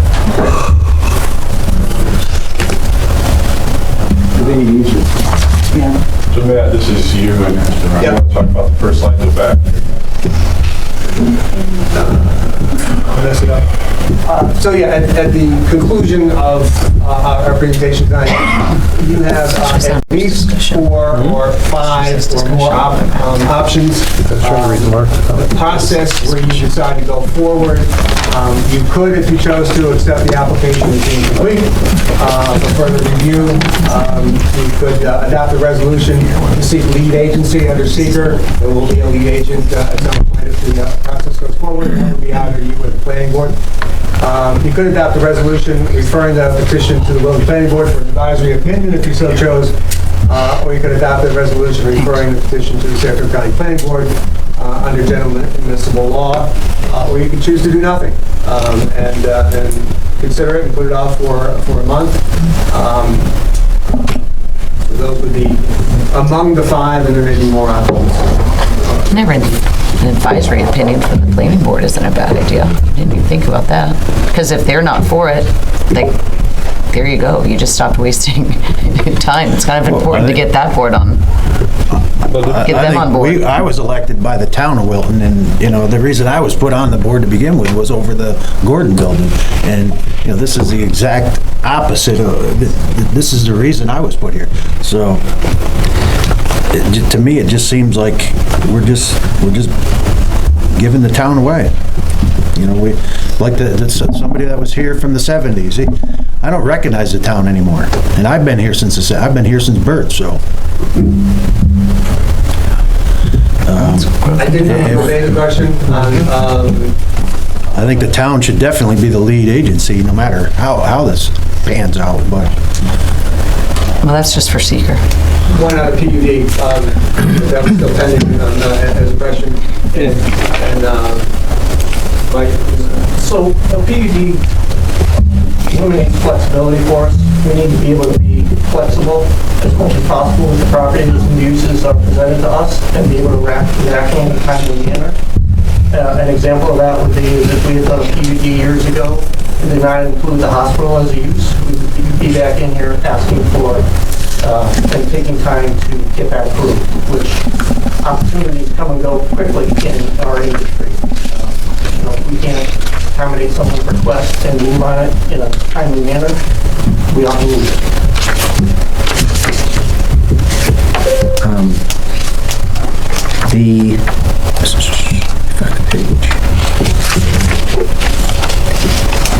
I think the application includes a laundry list of all the different prospective uses that would be there. So what if you just listed them all in the PUD? If we didn't have to spot them on the property specifically as location. Okay.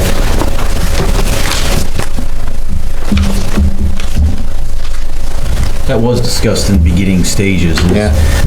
You know, we expressed to them all that PUDD is not inflexible. It's, you know, if an additional use is needed, you come before the town board with an amendment to the PUDD.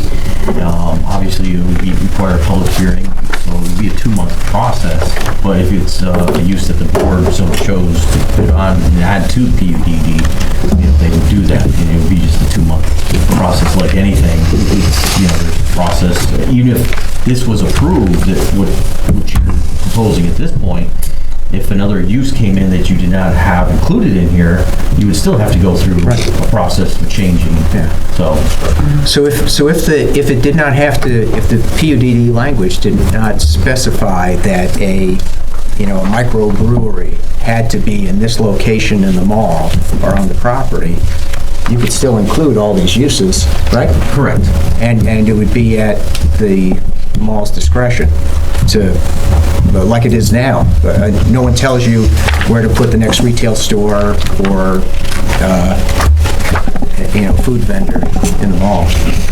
Yeah. Isn't that correct? And I guess, the development group that handles all of our development of the properties would be more expertise on the reason why we do that. They shy away from and don't do PUD. Go 4 stories up. I think, 1 story down. Ray, I think a lot of the resistance is not the PUD language, it's the sketch plan. So, in other words, if, for instance, the sketch plan was the existing mall site, and Saratoga Hospital came to do the project that they did. And, there's a PUD, there's a sketch plan, but in that location, there was retail. The fear, I think, and maybe that can be addressed, the fear is that the mall owner tells Saratoga Hospital, for us to put you there, we would have to go back to the town board, have the PUD sketch plan revised before we go to the planning board for site plan approval. So I think the fear is, whether it's a valid fear or not, is that it adds time, and maybe they lose that time, and I think that's from their standpoint. Your question, Mary, was what managed throughout the 101 acres. The uses, the PUD covered 101 acres, and the uses were available throughout that. Yeah. I think it's important for us to, even if this project doesn't happen, I think we need to keep in mind in that area, what if that mall, what if it fails someday? Then what? Trouble. What is that going to turn into? Is it going to sit there vacant and not have a value? Is it going to be all apartments? So now we're really backed up instead of controlling the fire now and redeveloping and hopefully saving the mall and building it back up. How much of the money's going towards revitalizing the mall? I asked that question a year ago, so you have a year to be able to answer it. We invest based on opportunity, and we've done so over the course of the last 10 years. When new tenants come into the mall, such as Healthy Living or the hospital, we'll participate in the build-out with landlord costs. We'll give them a tenant allowance. They can spend accordingly. In the last 10 years, we've put in over $18 million towards those effects. So that's how we invest. We invest based on opportunity. And in the case of Paramount, they're investing in the property based on the opportunity it gives. And that's the kind of attitude, when I say we want to choose locations that have an upward trajectory, the owner has everything to do with that, right? What are your plans for? Spending $18 million over 10 years is a demonstration of their commitment to this market. Yeah. I'm sorry. To Erin's point, sales tax has been paying all the bills around here for about 40 years. And linked to our sales tax revenue is assessed value. So, when you have the demise, it doesn't matter what the industry is, whether it's retail, manufacturing, talk to some of our neighboring communities that used to have paper mills. When they go out of business, there's trouble. So how much sales tax do we collect from all these apartment buildings? I know somebody said 16 million based on what they spend, but they spend most of their money on the internet. I don't know what we get from internet sales yet, but if your numbers are right, then our town should be super thriving because of all the... This is apartment residents spend, times 380 for a unit. 16 million. $16 million. They spend it local. Which represented 70% of 23 is spent locally. So what is your... So out of the 17,000 people we have in this town, we shouldn't really need them all based on them numbers. Because they're spending their money locally too. Yeah, they gotta have somewhere to spend. The other problem is, just to tear down the Bonton, I might can say, I think the cost for just removing that was like $2.1 million. If you have to remove that whole mall, the whole rest of that mall, you gotta think about that cost coming back up now.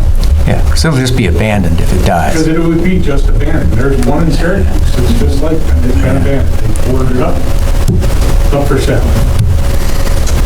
I think some of the conversations we've had, sitting with you guys too, is just making sure that we protected the town by making this a special district, special area, so that across the street, say TJ Maxx doesn't work out, that someone's like, ooh, let's throw some apartments in there. We don't want that. So we have to make sure that this legislation is point specific to that area, so that it's not all of a sudden popping up, you know, everybody else like, ooh, it's easier for me to rent apartments than it is retail space right now. Among the overlay provisions that you may have read for council on this, the legislation provides for properties of 75 acres or greater. So there's not going to be, not saying you can't assemble those, but this would be one of the few, if not the only. Would you agree with that? Yes, I mean, an applicant could come in and ask for relief, a variance from that 75 acres. If that's the only piece in the legislation that is different from, I'll say, on the other side of Route 50, you know, and it puts pressure on, you know, zoning board, because it would be in the legislation, then the zoning board would have to make that decision and say, okay, we've got 50 acres, which the owner, they own 50 acres on the other side. They can say, okay, we don't have 75 acres, but we would like to do this too, and we would asking a, you know, variance on that. And if that goes to the zoning board and bypasses the town board. So is that why requiring a PUD would be important? If it's a PUD, it would go to the town board. Correct. To seek modification of the legislation. If it's a zoning district variance, it goes to the zoning board of appeals. So we would not know that they granted, maybe, yes. You'd know, but you wouldn't have a say. But too late. That across the street. You'd know, but you wouldn't have a say. They gave relief to 50 acres, so, okay. You would know, but you wouldn't have a say. Thank you. We need to have control somehow. That's why I always circle back to a planned unit development district. And, you know, and Aaron and I talked about this on the phone the other day.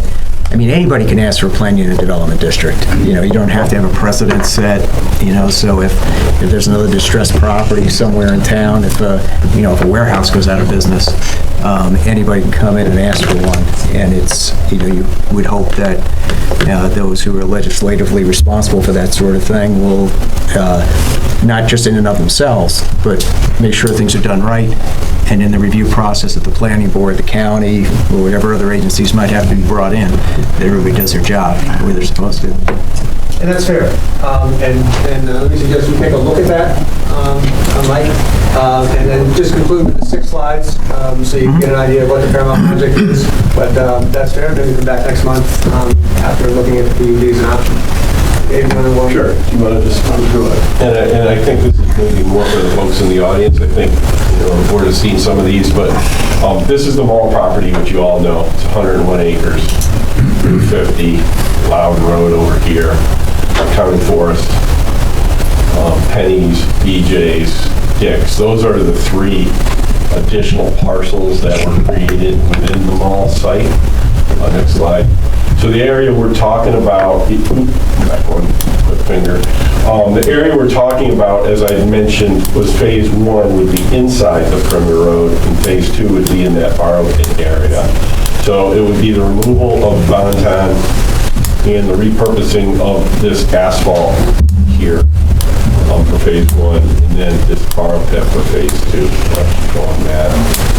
So these are just some slides of the area. I think we all know it, but you know, to give you a sense of what it is out there. This is looking towards the vacant Bonton building across the parking lot to the north. Same. This is just a different angle. The perimeter road is over on this side of the county forest here. This is the vacant Bonton building. So this is the perimeter road. So there's actually a trail here. That would be a nice connection, you know, possibly, but this is the perimeter road, that's the Bonton building looking north. Same view, but more in the parking area, so this is, you know, part of the area that is not utilized now that would be repurposed. And as you can see, there aren't any trees in this area, just the trees that were developed during the project, and obviously we planting additional trees. This is looking back towards the Bonton building from the perimeter road. straight on view. This is looking back to the south across the parking area now. The perimeter road is over here with the forest, county forest here, and this is Bonton, and this is looking across the parking area. Pretty much the same view, just backed up a little bit. And this is the borrow pit area for those. It's easy to drive by. I've actually driven by it many times and not really looked over to the right, but this is not a stormwater basin. It was an area where they took material out to develop a section of the wall site. So that would be the phase 2 area, and that's what we use for. Next slide. So that's it. So was there any consideration, any projects or any public benefit projects with this? Anything to add to it, you know? Dave mentioned landscaping, improvements to the property, but is there anything else this project is being thought about? I think what you've seen in terms of the Paramount project, for basement.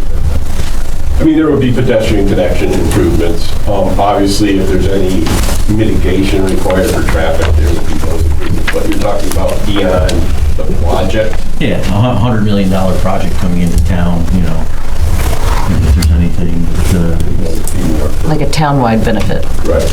Not Like just the what we people did who with move Mr. there. Belmonte, with the roundabout, I think. Is that what you're getting at?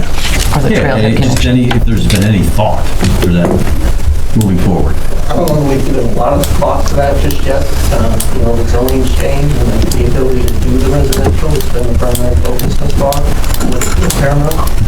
The Paramount's still finalizing their development plans for their project, along with the amenities, which could impact some of the things that are done to property. You know, obviously the property we want to be a little more walkable.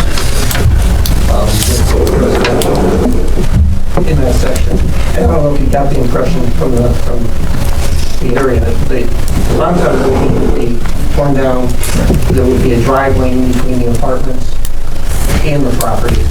So they would be self-standing in between the outer ring road and the mall itself, pathways and different drive pathways going in and out of the mall.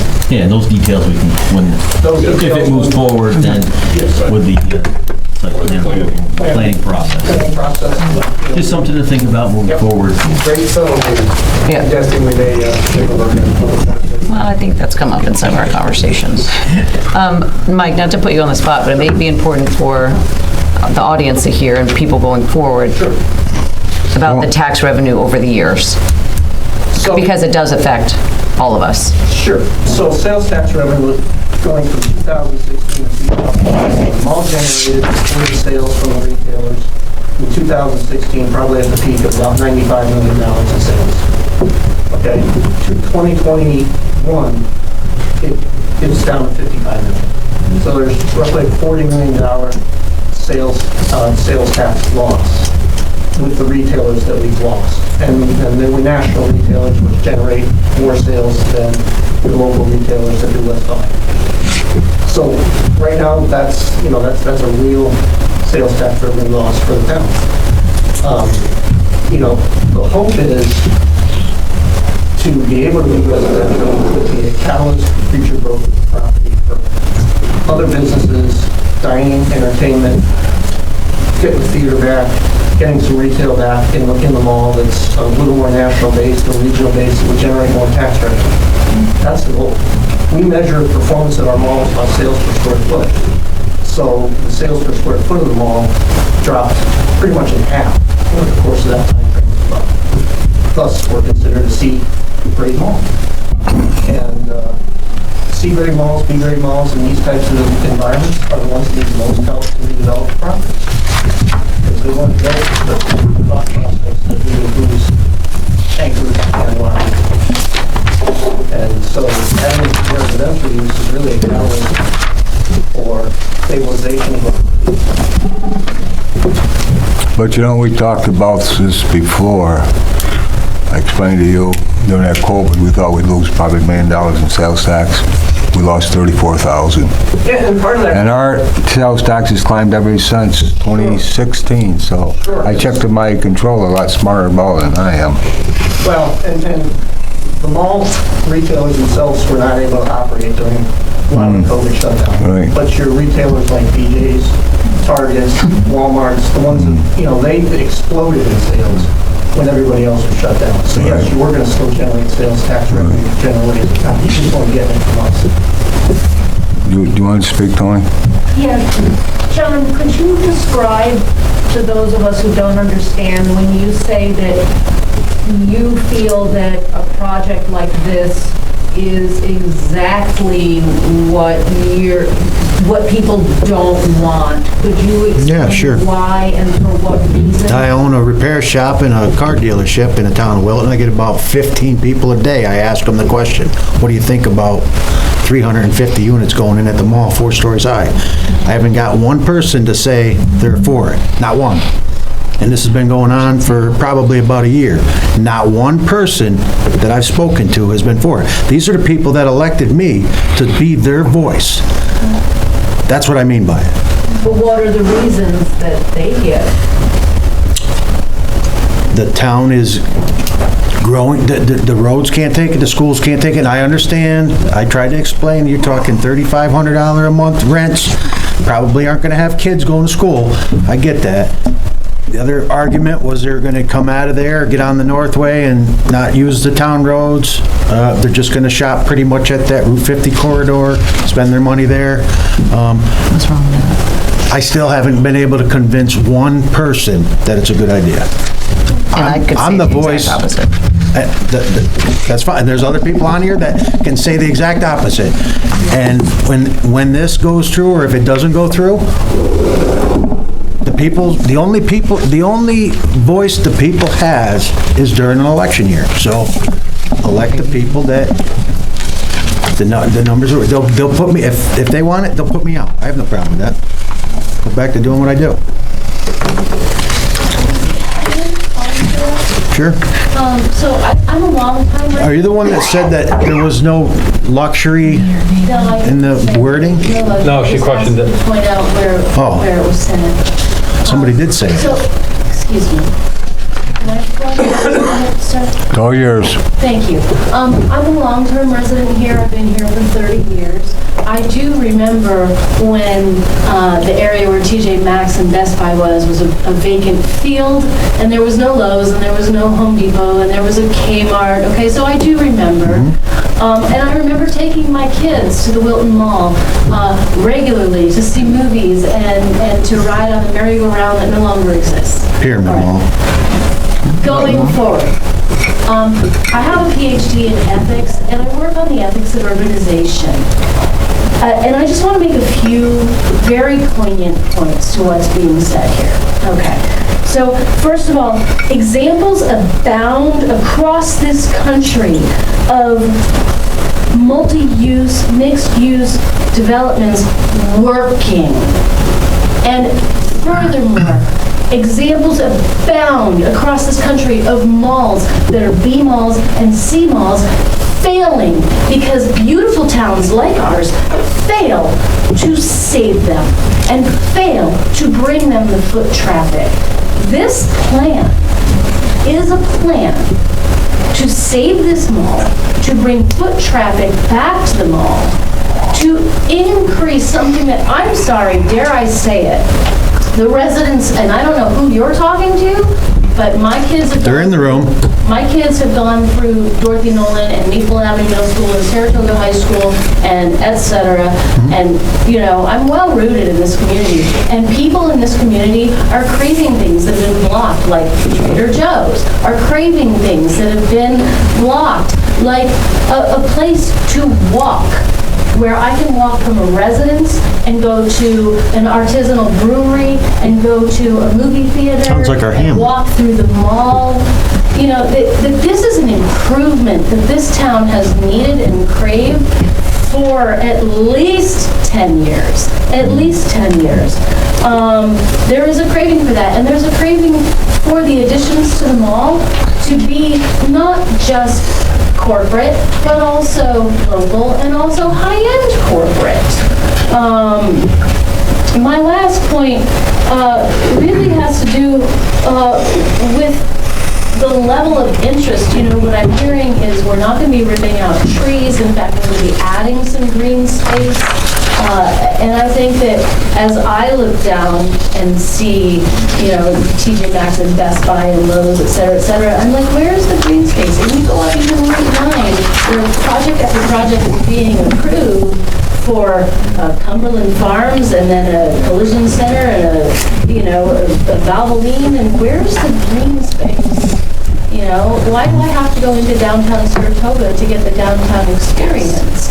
And so, you know, yes, cap it so that this doesn't explode, but don't offer a slippery slope argument. So of when you if you think that I don't try to sell the project, because believe me, the first thing I said to these gentlemen when I met with them was, it's a beautiful project, and if anything, it fits the best in this part of the town. The problem is, don't offer the slippery slope argument of when are you buying the rest of the mall, because slippery slope arguments. I don't want this to go from a 300-unit building, or a 300-unit, or 354 units, to 900 units in 10 years when I don't have a say on the board.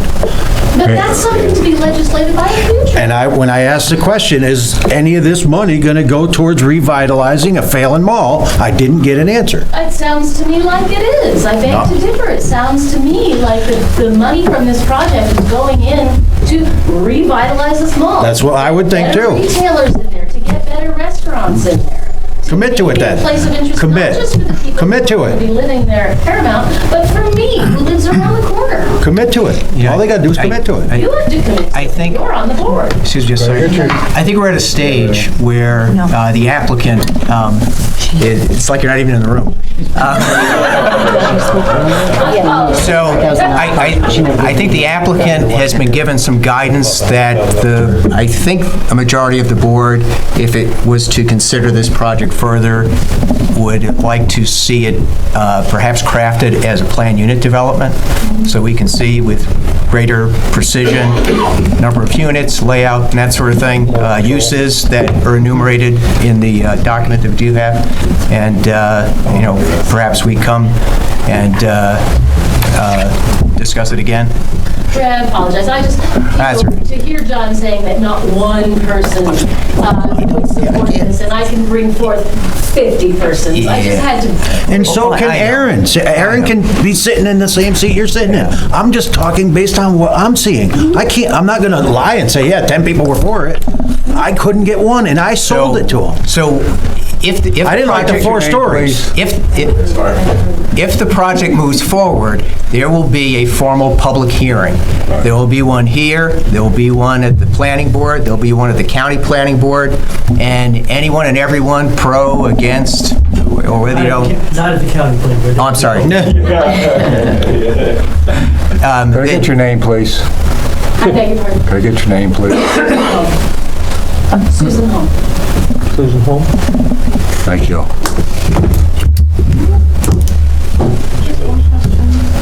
What water supply is going to be supplying this 400-unit, well, almost 400-unit living complex? Wilton water? Wilton water. Has Wilton water been approached about? We're not there yet, but no, we're, concerned with the volume. Yeah. Right, there's- usage, because we We've have a been told 300 and that- some odd unit development going in just down the road. The volume's there. Yeah, preliminarily, we've been told, but we haven't gotten to the detail part yet. Capacity should not be an issue. Right. How many bike paths are in Wilton? Does anyone know? How many what, sir? Bike paths. Bike paths? Do you know how many bike paths are in Wilton? Bike lanes? Lanes, none. Put in a bike path. That would be good for the community. There you go. Well, there is that path already across the street with the forest. I know, I'm a biker, and it's just so hard to be in Well, Well, one Wilton's of the Route 9, things- Route 50. Yeah, right. I mean, that's all You're state gonna stuff. die, you know, maybe. Yeah, I used to run down Route 9, I stopped that. One of the things we did when I first got on the board was to widen the roads to allow bikers to be able to ride on the side of the road. I wouldn't let my Right, I hear you. grown now, but when they were young, I like, My son got hit on a bike, believe me, I know. I got hit on a bike. it wasn't aggressive. So I'll add to that, the town of Wilton with the city of Saratoga Springs, Saratoga County, and the Capital District Transportation Committee are working on connectivity between Saratoga on Weibel Ave and exit 15 bridge, and connecting to the mall and to the town ports. Yeah, 'cause I know we have to take our bikes out to Saratoga and then take them out and ride there and then back in. We're working on, through the planning board, we're working on a lot of trail connectivity. So great. We're working on it. Yeah, if you mountain bike, in addition to the Calabas Perry property, we're working on a community forest project off of Route 9 that'll have several miles of trail that actually probably start getting developed within the next 6 months. Yeah. I'd just like to make one more point towards the development. I would like to see local contractors, builders, to be intimately involved with this. I mean, I would hate to see a contractor come up from Florida to build this when we have very, very qualified people here in the area. I would like to see local builders or contractors being involved. I mean, sure, Mr. Belmonte and some of the other groups are, they're quite capable of helping out or whatever. I heard Mr. Belmonte. It's different. We haven't had a conversation yet, but we always source locally, the architect, if they're available locally. But in this case, on the mall properties, we use an architect who has mall experience, but engineers, general contractors, infrastructure and everything like that. I mean, I'd like to see local people, because our contractors here lost money during COVID. Yeah.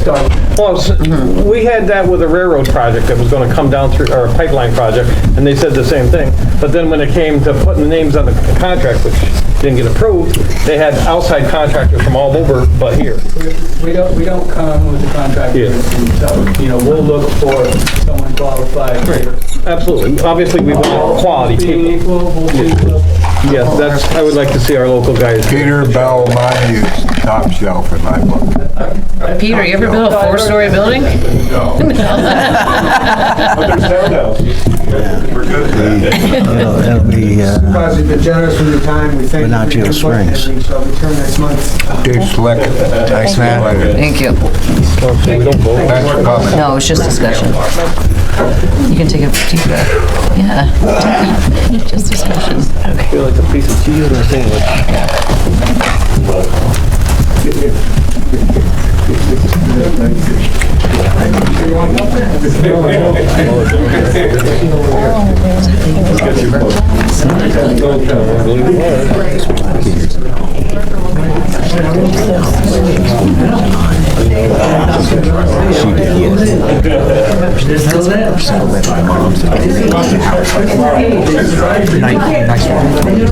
Oh, no, I get it. I just can't lie. I ask everybody that comes in. Everybody. And I tell them, it's going to be beautiful. It's going to be in the back. I don't like the fact that it's 4 stories. But if it's against a tree drop, then it's better than 4 stories up against the road. Now we have Saratoga Prime Properties petition for use in zone. Mr. Carr, how are you? He's still here? Oh, wait, you're again? I didn't know I was in the way. You're like,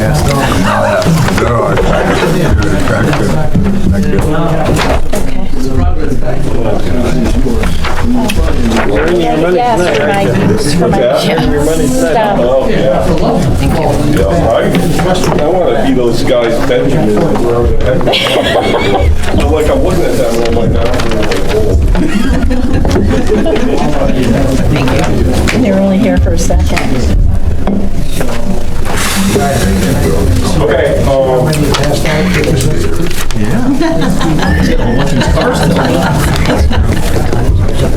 so, again, you're still stuck with me, Dave Carr, I'm actually stepping in for John Lapper, who actually made the application for Frank. So the proposed project is the rezoning. So I gave you some maps. I think hopefully that'll help clarify some things. So again, I'm representing Frank Perlow, who's the principal of the two entities that own the properties. I'm here on Frank's behalf because, like I said, John Lapper made the application, but couldn't be here tonight. He's out of town. So what we're talking about is two tax parcels. Tax parcel 115-2-31 and 115-2-95 that are zoned R2 and C3 respectively, and that's shown on the zoning map that you have.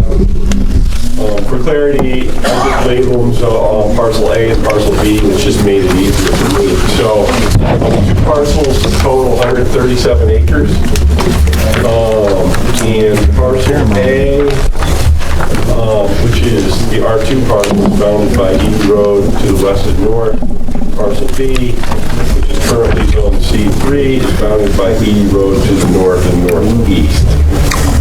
Now, the proposal was to, or is, to rezone both of these parcels E2. However, in looking at this, it's my opinion that that is error, and I did talk to John Land, and I believe that zone or parcel B should be left as C3 and parcel A should be rezoned. So you don't need to rezone both parcels. If you look at the zoning requirements for C3, they're almost exactly the same.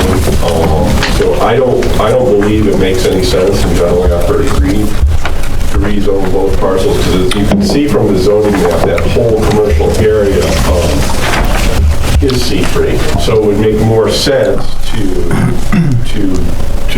rezone parcel A to C3 to match the existing commercial parcels around it. I think, Frank, you agree with that. So I think it's important to note that Frank at this point is not proposing to develop anything. He has someone under contract to purchase the parcel. They have not disclosed to him what they want to do with the parcels. So this is simply a rezoning application. And they have shared no plan.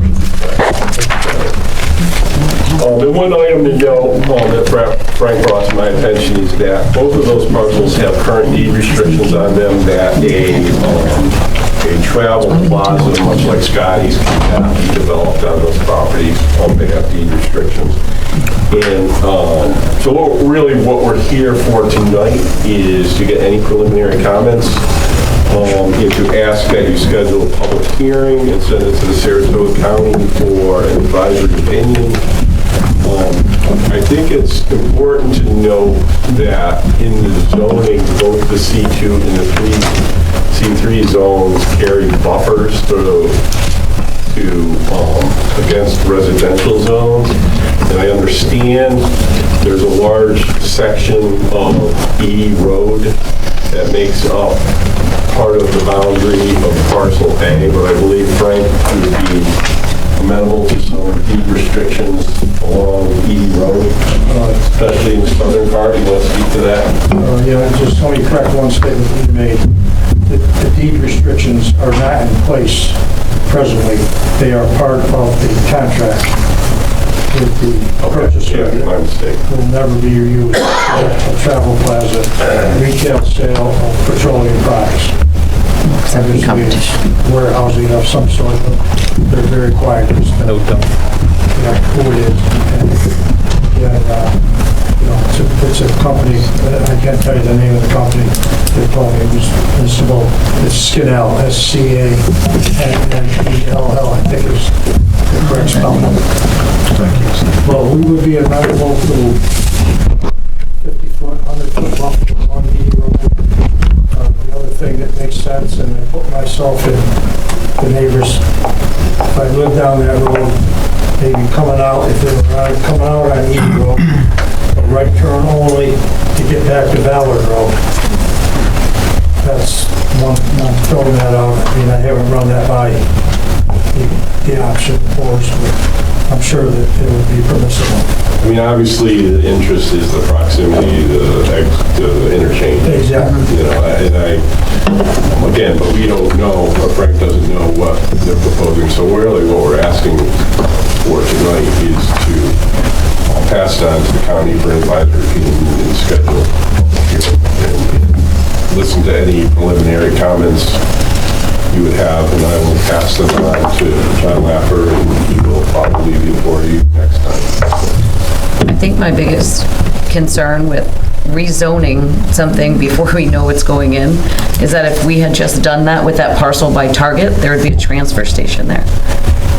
I think we need to know what the project is coming in and whether it's appropriate and whether this board wants to see that in that location before we go changing up a residential parcel into commercial and not knowing.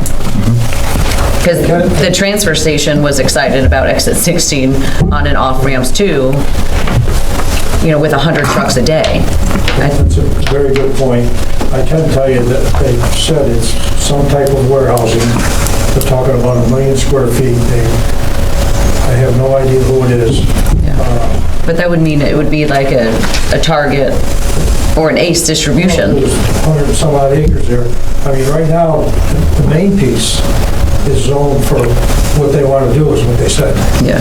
So it could be there without the other piece. It's just that the other piece is important at this point. Yeah. But it is next door to them, next door to the other piece, so if the two are zoned, you know, it's not like it's going down Ballard Road, it's coming this way. With the left turn out. You know, we've got property in the area, so I certainly wouldn't want a transfer station there. We've got. Yeah, I'm just using that as an example. You know, if we had done the zoning prior to knowing what was going in there. There's nothing that I would want something over there that isn't a benefit to the town and to the residents, and, you know, and I've been there for 45 years. Yeah. I'm not going anyplace. Yeah, I know that part. Yeah, you know, I mean, to Aaron's point, and yours as well, Frank, I mean, you've been around here forever, you're a good community guy, you know, generous with not-for-profit organizations, but once this property changes ownership, and it is, as you mentioned, it's under option to be purchased by an out-of-state company that has financial and property interests all over the country. Once they own it, they can do whatever they want with it. And they may not have the same affinity for our community, you know, that you certainly do. So would it have to be with the zoning and everything? I mean, yeah, but it would have to be all part of a site plan review. We were in a meeting with the Scannell folks, was it Tuesday morning? And as Frank said, they have no client. They have because I posed the question, what are you going to build? How big is it going to be? We don't know. So everything is open-ended. I think they have one, they just won't tell us what it is. They definitely. They've got one. I would think, I mean. That's the way I took it. My question is, why hasn't it been C3 all along? And by the looks of this map, up here, I mean, it all falls in line with a commercial property to begin with. Why is it, who marked it residential to begin with? It's been zoned residential for 100 years? 40, at least 40. Nobody rechanged it? At least 40, no, nobody wanted to change it because it is consistent. Let me go through a couple of points and it might help to clarify. First thing I want to note is, you know, at the top of the application, you know, it says that the application has to be filed 15 days before the meeting, and it was filed, I think, 6 days before the meeting, which didn't, at least for me, I think I've had this for 4 or 5 days and haven't had a whole lot of time to look at it. But in the short time that I've had to look at it, if the property is zoned C3, on that stretch through A, going all the way down Edie Road, which is a rural residential area. I happen to live in that area. There's a brand-new subdivision that is under consideration right across the street from this area. And there's a few other homes there as well, and it abuts some conservation areas too. But, so these are just kind of quick notes from the couple of days I've had to look at this.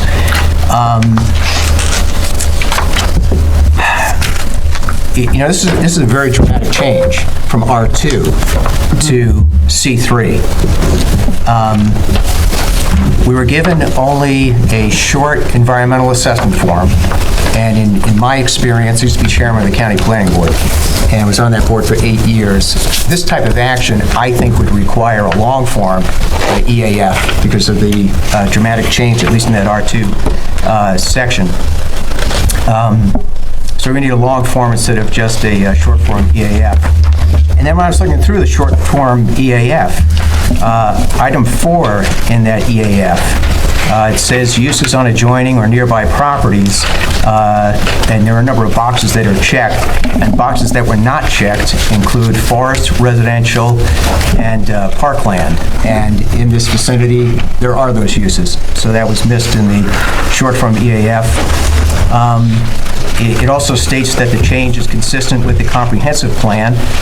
I was the chairman of the Comprehensive Planning Committee, and I don't believe it is consistent with the comprehensive plan. In item 6 on that form, it states that the new zoning and potential uses are consistent with the character of the area, and many of these uses are not. The uses that residential parcel in that rural residential area could be put to include clubs, commercial laundry and dry cleaning facilities, convenience stores, drive-in and drive-through establishments, including fast food and regular restaurants, indoor and outdoor recreation facilities, institutional and government offices, laboratories, laundromats, mechanical, optical, photographic, scientific, and electric manufacturing, motels and hotels, outdoor sales, printing and publication businesses, I mentioned restaurants, retail and wholesale businesses, service stations, auto repair facilities, and a host of others. So the changes could be very dramatic. And again, I don't worry about Frank, but once Scannell takes this property over and they have an option to buy it, they could do all of those things if they wanted to in a rural residential neighborhood. Let's see. Item 8 in the short form EAF states that these changes will not have an impact on traffic. I think it'll have a very substantial impact on traffic. Items 10 and 11 in that short form EAF state that the changes will not necessitate water and sewer services. Even with the perhaps plan that they have, it would necessitate the bringing of water and sewer services over to that location. And item number 13 states that there are no wetlands on either parcel. I haven't walked those parcels, but I walked all the parcels around them the past week, and there's water everywhere. So I'd be stunned if there wasn't at least some wetland area on that property. So I think the submission that Mr. Lapper made and the request for a public hearing and consideration is very premature. And just not to overstate the obvious, but the document you're reading from seeks zoning to C2, not C3. Oh, exactly. They even put the wrong zone on it. Well, that's what Dave mentioned. I understand. What I'm saying is the document is submitted. Councilman O'Connor is referencing the document that's been submitted, and I think some perceived deficiencies or revisions that would be needed, and one of them is obviously the zone change.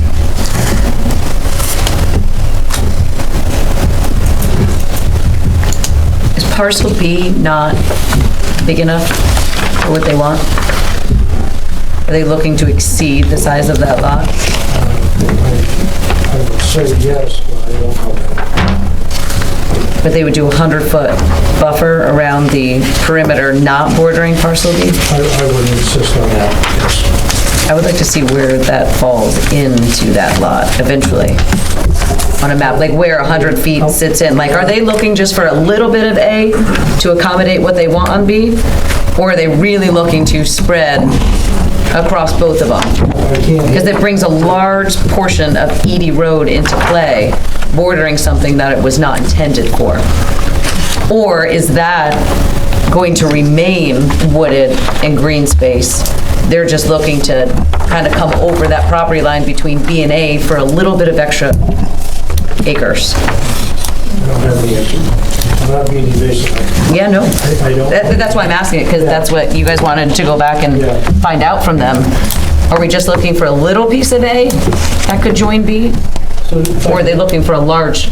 If I could add to that, I'm not putting words in Harry's mouth, but it is possible that the applicant might only need to seek rezoning of a portion of parcel A.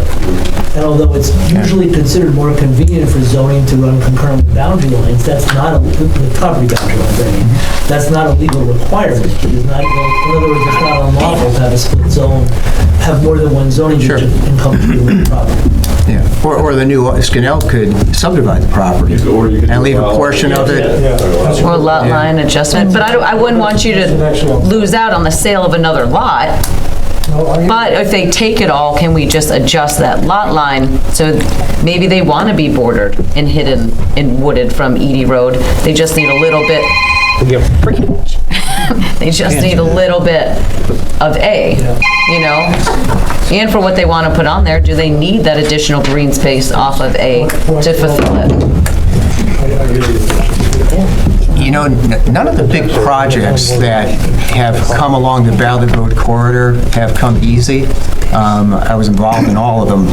ACE, Target, the redevelopment of the Wilton Developmental Center with D.A. Collins. And so in my opinion, I think the application that, was submitted by Mr. Lapper needs a lot more work, and I'd be more than happy, to work with Frank, Scannell, whoever else, to help usher in something that's positive for the town, while protecting, the rural residential nature of that stretch of Edie Road. I think maybe you living down the road, that might be a conflict. Maybe that'd be a bad idea. That's how I feel myself. It seems like you're worried about where you live. I am worried about where I live. I'm worried about where we I think it's a conflict. Well, John, you could say the same thing about the, when we were looking at the issue of snowmobile routes that were going by your house. I don't own a snowmobile. It's a pretty good thing. Yeah. But no, if I had a... I just say how I feel. A conflict of interest is defined as somebody having a pecuniary or material interest in a matter before the board. I don't have a pecuniary material interest in this project, so, and the fact that I offered to work with Frank and the developer on it, I think goes to that fact. So, Mr. Perla fails. I disagree.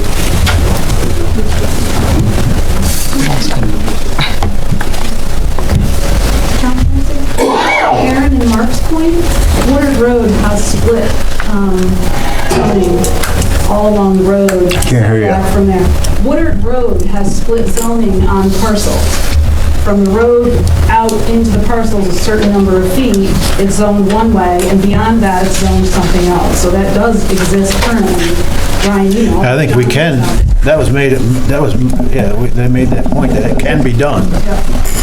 If the potential buyer is able to accommodate what he needs to put in on a half a parcel, and If we could move forward tonight, and I'm just saying if we could, with the condition that there's a 100-foot no-build along Edie Road. how wide is that parcel? Does anybody know? I'm not looking at a map. That's really a planning consideration anyway.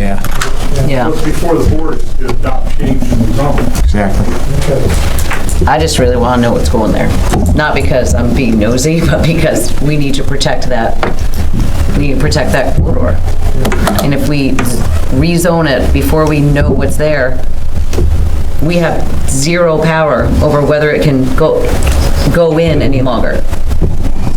Because now it bypasses us. We allowed the change in zone, it bypasses the town board, and it goes to the planning board. We don't get to get it back once we give it.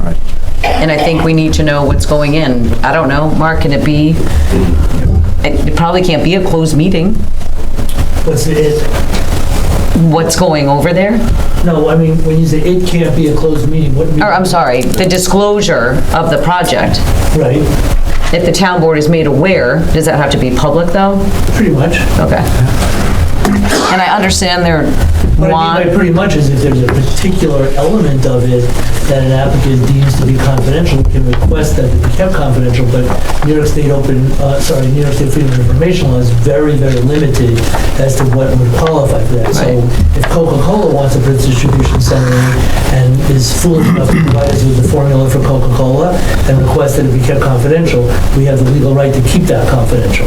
But it's very narrow, the exceptions. Okay. So is there, I have to ask this question on your behalf, you're up against the time constraint.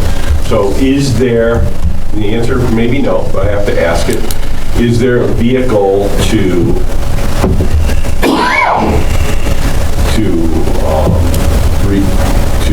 have the board make a motion to pass it on to the county for an advisory opinion, set a public hearing, and if Frank and his legal consultant could clean everything up prior to the noticing of that public hearing, is that sufficient? I mean, I think there's a goal to move this forward, correct? That's correct. And I'm just asking the question, and if it's no, then it's no. Well, that's a Mark Jackner thing. I mean, you're supposed to have a complete application for forwarding, and I don't hear any sentiment that this would constitute a complete application. No. So we need to go back to that. So you're saying is they have to Can't have a pass it complete along. application in order to go to the county? That's correct. And as it currently sits, it's not complete? That's not my place to determine that, but I think Councilman O'Connor made a number of points which I agree with his points, and I made a point about the environmental assessment form. I think if you were challenged, it would be hard to defend the position that what's in front of you now constitutes a complete application. There's the answer. Okay, I guess we'll be back with a complete application. I know you have a deadline. Try to get some information out of them, Frank. Another question I will have, if you're going to go back to the people who are interested, is this just a one company build, or are they going to build other entities on that same property? I mean, are they going to build, like, let's say hypothetically, a big warehouse? Then are they going to put other businesses on that property as well, or is it just going to be, one dedicated business? Or you don't know that probably. Yeah. They essentially said at that meeting on Tuesday, we have no idea what we're going to put in. They won't say anything. Would it be 50,000 square feet, 1 million square feet? Would it be this or that? They don't know. They don't know what they want to say. Originally, I was told it was a million square feet, Dwayne, maybe 2 or 300 jobs, but I only heard that once. Yeah, okay. And obviously, it sounds like a warehouse or something manufacturing-wise. This is the same group that was down at Luther Forest under option. It'd be a shame if it is a good project. If it is a good project, it'd be a shame to lose it. Oh, absolutely. Jobs, sales tax we talked about, Absolutely. So, I don't think any of us disagree with the importance of that. yeah, it is. Yeah. No, I agree. So where are we? We have to come back with a So complete they have to submit a application. new application with corrected information. And that would be next month. I would assume so. Yeah. And a long form EAF? Yeah, but again, I mean, long-form EAF, if you read through, you get to question 4. you don't know what it is. This is just for rezoning of property, then skip. Right, you don't have to That was fill out- discussion on the last one, why are all these blank pages? Yeah, In my experience, that's the right way to do it, if you do not have a project. Well, the mall has a project. Well, and that's, we discussed that. There's an action before the mall could even be a project, and that's... But I'll let the expert. What's your pitch right now, Dave? I'm not following. Which project are you talking about? No, Frank's. Let's talk about Frank's project. The short form versus the Mall's long done. form for this property. Well, the long, No, blank pages we were talking about. so Dave's there's nothing backing to up fill and in, talking because about there's no Mall's project. application saying, well, there was a lot of blank Because there's spaces no would be project. secret form. However, with the mall application, we know there's an end That's what product. he was talking about. But the problem with that is, and I think we need, maybe Matt and Mark need to talk at some point, is that the project doesn't represent the rezoning of the parcel. So in other words, that's the confusion from there's other things in there that, we have a particular project that can be developed under revised zoning. So we don't really have to have much further discussion about this. Matt Jones was involved in a situation in a neighboring municipality where the exact same approach was taken to evaluate the zoning only for potential environmental impact and save evaluation of the potential environmental impact of a specific project for a later day. And just in this year, 2022, a Supreme Court nullified that effort. So we don't have to have that conversation. Well, but could someone, all I'm saying is, could someone flip it the other way and say that form didn't look at everything? It only looked at that project. If you approved the zone, that could put other uses in there that weren't allowed before, and that form didn't address those. If the board knows of a project, a final project, then you have to address it in the secret. Yeah, we have it done. If there's modifications to the project further in the secret process, then you reopen secret to reevaluate. And then we do have that form, we just didn't know the appropriate time to submit it. In this particular case, it's my understanding, we have no idea what's going on. So you fill out type 1 project, and you do, like you said, you get to number 4. Question 4, and the rest of the pages are blank. Because you do not know the impacts from any. They get filled in at a later date when you know what the project is. But to answer Ray's question, you're not going to get any more information. No. You're going to do a long form, but you're not going to get any more information than what's on the short one. Correct. So you're welcome back next month, right? With a blank long form? Thank you, Dave. Right. Well, we'll leave that up to John. I'm not, you know, we'll answer the appropriate question. I'll let it be.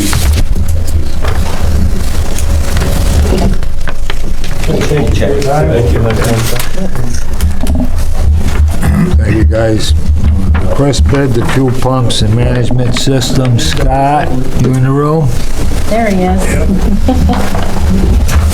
Talk about this for us. Pretty much our pumps are antiquated, outdated, and our computer system is so old, Dom can't get parts for it. It's updating our fuel vending system. And doesn't the state want them replaced too? The state? Don't they have new systems in the state that make us do it? No?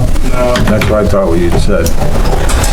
No, we're just very old and outdated. And we have one computer in the whole town complex that runs it, and there's no more parts available if this one fails. The next chipmunk guy's dial here. We got the money? Scott, are you looking to build it in the same location? If we got the money, I make a motion. Okay, thank You got a motion, you got a second? Second. Next. All in favor? Aye. Opposed? Carried. Joanne had a question. TDR transfer to development rights. Ryan, you want to speak on this? Okay, so this is something that's been back and forth with the town board.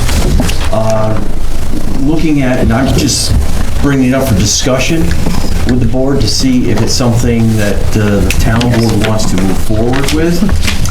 We have an applicant, and he's still in the room, that would like to, see this move forward. And basically, the transfer of development rights are, take a scenario, there's a piece of property in the town that, let's say the town wants to keep it, as open space for a while. This developer could buy that particular piece of parcel. They would calculate how many homes that could be built on that property. Instead of building them on that property that you want to keep open space, he transfers those rights into an existing developed area, such as Forest Grove on Jones Road. So just throw some numbers out. Let's say there's a piece of property. He could potentially build 30 homes on that property, and transfer those rights and place it into existing or developed area. If it fits, right? So it's very complicated.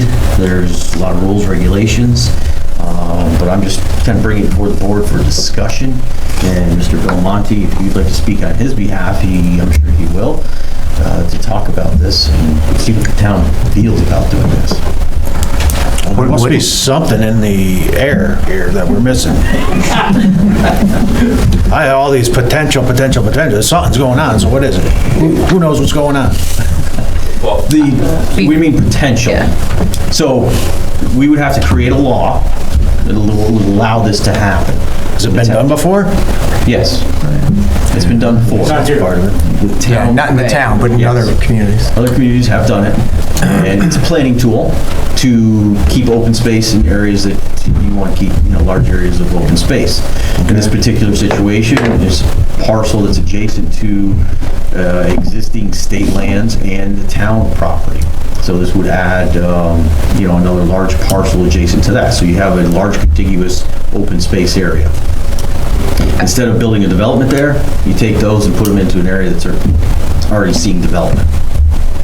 I actually had that It doesn't conversation. have to be an area that's already seen development. It could be an area that development is occurring in or proposed. Correct. Also. Yeah. We actually had that conversation with the mall, that if they wanted to increase the density, these numbers are definitely higher than what we talked about. However, having them buy a parcel of land in town that we want to preserve, that can interconnect, that is forever, that stays forever wild, undeveloped. How about the 90 acres behind it?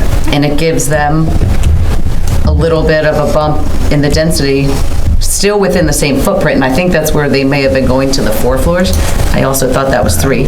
But it is a conversation that we had, asking them moving forward, if we can identify a place or places in town that we want to keep wild, they have to buy it, turn that over, and then they can work on the number of apartments that they need.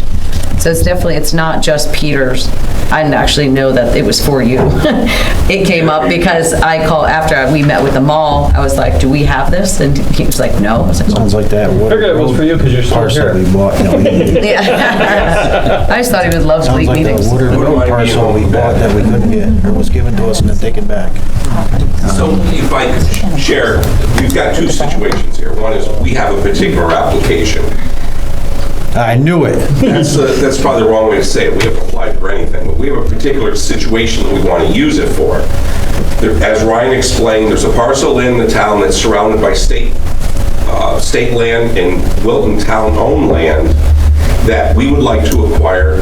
I forgot how large it is. It's been so long. It's pretty big. 50, 60 acres. We want to acquire that, donate it to the town, add it to their existing open space. It's an area that Ryan has expressed in casual conversation that he likes the idea of it being preserved and open. And what we want to do is take whatever rights we would have had to build on that parcel of property and move it over into Forest Grove. Forest Grove is bountiful with land. It's about 700 acres of land right now. So there's a lot of land there that we could increase the density without impacting its appearance or its feel. That's the particular application that we have. In conversations with Ryan,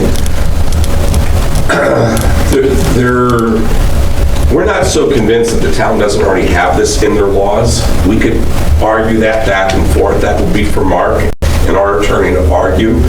But what Ryan wanted to do was, if the town was in favor of this, to officially adopt legislation that would give the town ability to use this. It does not need to be town-wide. The town can identify areas that it wants to save and areas that it's willing to increase density in. And those are receiving zones and... Sending and receiving. Sending and receiving. So they could narrow it to particular areas. What Ryan was hoping to do was use this opportunity as moving the town into a position where they made a decision of how they wanted to handle this opportunity, either stay away from it like the plague or adopt it to be something that they wanted to promote. Promote may not be the right term, but they wanted to have as a vehicle if possible. It is an approach that's recommended by New York State on a planning level. Read the New York State official guideline of town planning or municipal planning. It's a method that they recommend and promote in there. Many other municipalities that we build in also offer it. I've used it one other time, and it was in Clifton Park. Worked very well. I think it's... A lot of times it's used to preserve farmlands. That's what its intention is. That's what it's, originally, that's why I think Charlton has it, Ballston, town of Ballston. Yeah. They use this to preserve farmlands, so the farmers will sell their development rights. So it'll be forever agricultural. They can continue using it as agricultural use, but they can never develop it. We have that in a different, we just did that through Vincex and Right, Tucker. but Vincex had to do it through That was a different... Saratoga plan. Yeah, that was... But that's what we use to preserve We farmland could give it to now. them. That was used as a grant. They applied for a grant. And so they were getting funds paid by, I think, the U.S. Department of Agriculture. In this method, the funds come from private entities like us. We'd write the check for it and give the land, land over to the town, and the town would give us the rights to work with. But Ryan's absolutely correct. This is totally a philosophy for preservation of selected parcels of land for the long-term benefit of the municipality. I just have one question. It sounds very nice in principle, but let's say, we grant this, you buy this property over here and you add X amount of houses into the Forest Grove. Well, why can't you add it now? Would that change any of all your studies that you've done as far as traffic, 700 acres is maxed out? Tax burdens on emergency services? You do all those, studies about impact on local schools and stuff. Will this change that drastically? Are you looking to add 50 houses, 2 houses? You know what I mean? Those studies were done with an open perspective of quantity. If you read the traffic studies, it identifies that there's a certain tolerance, and the overall area of town is going to be quickly outside that tolerance, and that's why we made the contribution we made for a long-term traffic improvement to Route 50, and we're doing the traffic improvement on Jones Road. So those benefits are put in place and already accounted for. As far as EMS, I'm not exactly sure if there's a specific study done for EMS. Is there? Or town plowing or schools. The impact obviously would be Dorothy Nolan in that hypothetical situation. The schools have been telling us to bring it on. They want it. Yeah. They're in a declining population mode, and they're trying to bolster the population. So they've asked us to bring it on. I think, generically, globally, I was asking that, not more specific. Well, I got the specific answer. Yeah, I know. Yeah. I think what's important, when they're looking to increase density, it's still within the same footprint of what they're looking to develop. Just some of the lot lines may change. You may look to fit more smaller homes. It's the same parcel of property. You're just looking to add more homes into what was already existed and approved in the development. Receiving parcel. Yes, the receiving. Sending parcel is a different. This is our. Correct. The receiving parcel that has already been approved by the planning board, you're gonna look to adjust some lot lines and fit a few more houses in there. We have a broad range of lot sizes in the neighborhood. And we're only talking about seeding in, I think Ryan's correct, it's somewhere around 30 units. Yeah, so it's 10%. If you look at it as a percentage, it's a very large subdivision. However, it's 10%. So 10%. When you say that, big picture, it's not a lot. It's very heavily diluted. Yeah, it's heavily diluted. However, if it was a 30-lot subdivision, you're adding another 30 lots to it. It's different. I know some of your phase 5, when we initially sat down, I think your phase 5 had like 5-acre lots for the houses or something. I don't think they're that large, but they were large. Much bigger. Acres lots. 2 acres. Yeah. And it's possible the road configuration will need to change. It's possible one of the cul-de-sacs that stops short gets extended a little bit. There's a variety of ways that it can be accomplished. The point is, looking at this particular situation, it's a relatively minimum number of homes being introduced to the overall magnitude of the project, that it's going to get very heavily diluted. That's only part of the conversation. Where Ryan's trying to go is global conversation. So that's the thing, it opens the door for other opportunities throughout the town. That's one of my concerns, is making sure that, this doesn't become, trying to cram a ton of houses into other subdivisions. and, you know, they're buying parcels of land out throughout the town. It's, But don't we have control over that? Sure. We can say Yes. no? Yeah. Or the planning board can? No, once you approve this, how do you say no? Exactly. Once this is approved, how do you say no to something? Mark, that's a question. Lands would be a town board decision. Right. The actual layout would be the town's decision, would be the planning board's decision. So the planning board, like they did with us, because we brought a proposal where they considered it was too tight, they said no, and we had to back off. So the town could not adopt that parcel, which you do not get the density bonus. Correct. Who chooses the parcel? The developer, the town, or? Well, the developer looks for the opportunity, but it's up to the town to decide whether or not it's worthwhile. Somebody set the bait, and it sounds like it was Ryan. A corridor or something.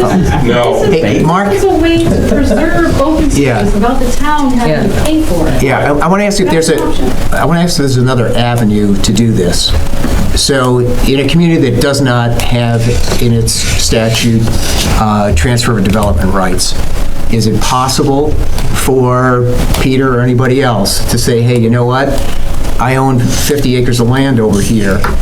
I've got my project over here.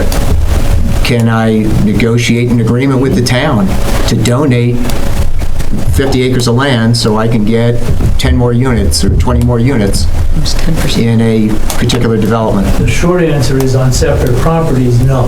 Okay. Remember, we have a density bonus vehicle that this may be sounding somewhat similar to. The density bonus vehicle, Ryan's more familiar with the nitty-gritty details than some of you are than I am. The gist of it is that if you set aside, correct me if I'm wrong, you set aside certain portions of a property for open space, green space, no future development, whatever, you sometimes can get an increase of 10%. 10% in the number of lots. So when you're on a property, the density bonus gives you that opportunity. You can always, any applicant can always apply to a zoning board of appeals for area variances to allow greater density than what's allowed anyway, but that generally is not accompanied by some preservation of open space. Sure. So the answer to your question is on separate properties, no. Okay. Does this fall under 109, Ryan? The conservation subdivision? What do you mean fall under? Does it fall under section 109 in the code? The density bonus, or? Yeah, that whole conservation subdivision calculation. To Mark's point, it's two separate parcels, non-adjacent. I think if it does fall under 109, it's not in their zoning code. It's a separate article. I'm not understanding the question, but, you know, it's, that's what's very complicated about this, sending, receiving areas.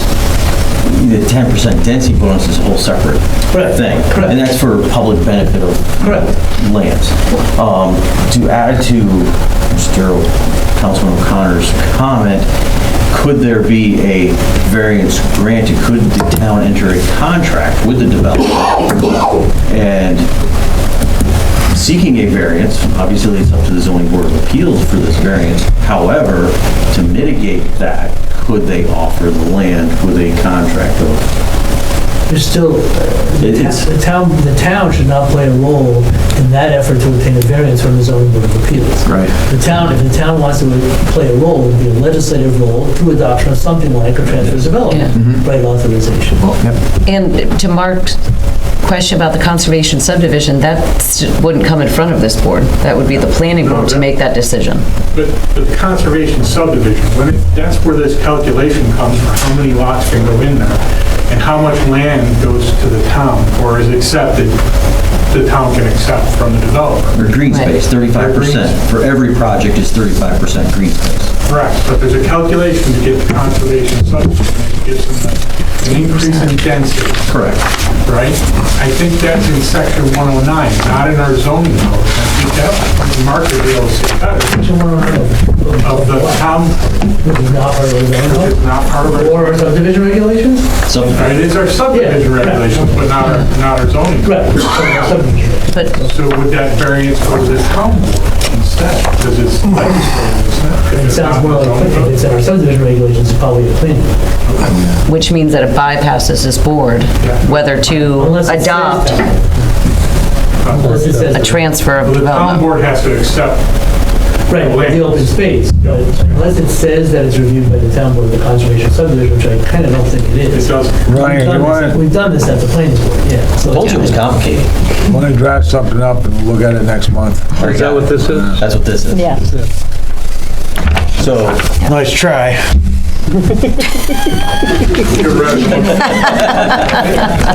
I didn't get those. number 18. I'll have to read them. I just got them. Got them to read. I think there's just a lot of unanswered questions. Obviously, it's been a long It's a night. discussion tonight, right? It's just discussion, and bring it up and say, all right, here's potential. In theory, she's right, it's a great way to preserve green, but we have to be able to decide. We don't want the marshy property behind it, you know, We'll that send you our can field float a boat walking in. expert out. But we would have, control over that, and we can actually look at the map on the town and identify some areas, so if developers come in, we Well, can say, 10 years ago, we used to give them an automatic percentage for density, and we didn't have a say. And I think that wording was changed a few years back. Well, I think From you've got shall a great example at hand, taking our situation out of it, the Vincent Farm. You had to get a grant of some sort to do it. Well, that was separate from the town. Yeah, they That did was it. Saratoga Plan that was working with them. Well, we'll just extrapolate that but to example a little bit. the point, If a developer came in and said, somebody hey, buy look, the farm. we'll preserve that farm forever. The Vincent- And I'm all for preserving a farm. forever. Let's take the 50 houses that were going to be on that parcel and land and move them over there. And you guys say, yes, we like that parcel of land. Yes, we're willing to tolerate the zoning being moved to that particular region. We got a deal. Or, should try, get a row. So We could almost say it like for aerials. Yep. I mean, if they didn't want to run it someday, we could actually conserve that, This farm is. those acres. This farm is another big one. Or this farm. That was discussed with them all. So, Yeah, you gonna make them an If someone offer? wanted it to be. You gonna make them an offer? I got a project, plenty of runway ahead. so Erin, Yeah, sorry. I just want to make sure that everybody's understanding, or at least I'm understanding, but I don't mean to take up anyone's more time, but you said something about that the town board would retain some control. I'm paraphrasing, but you said something like that. Over what property we accept and what we Okay, don't. So, yes, I know. The way this is written, Ryan, unless I'm mistaken, the way this is written, the planning board is the one that would implement the TDR process upon application from an applicant. But the way the town board would exercise control would be, you would be first deciding, if you decide to do this, in what zones or in what portions of the town TDR would be authorized. Correct. Or whether we would accept it or not, correct? I don't know what you mean by whether we would accept. Whether we would accept the property that was purchased for the transfer of development rights. Accept ownership of it. The The town would problem have is the to- town board, we The don't have that giver, right. we'd have to accept the giver property, not the that's- planning that's the board. That would be a planning town board action, correct? And the way it's written, Planning board. the planning board that's implementing whether to approve that happening, the way it's written. So we Can need it be to rewritten? fix that, Sure. yeah. Oh, this is rough draft. You got some homework. Yeah, absolutely. Rewrite it. You guys. I didn't get a chance to read that yet, so, yes. I'm just looking at it Yeah. for the first time myself as well, but it looks like the way it's Yeah. written. I like the no magic to that, big apparently. picture, but we want to have some control of what Yeah. properties are going to be Well, treated like you said, we don't want, and where they're going to be adding it. yeah. I know we've discussed this for a couple of months now, and it's maybe time to finalize it and work with everybody. And again, it does give us open space, but we don't want swampland. Yeah. Right.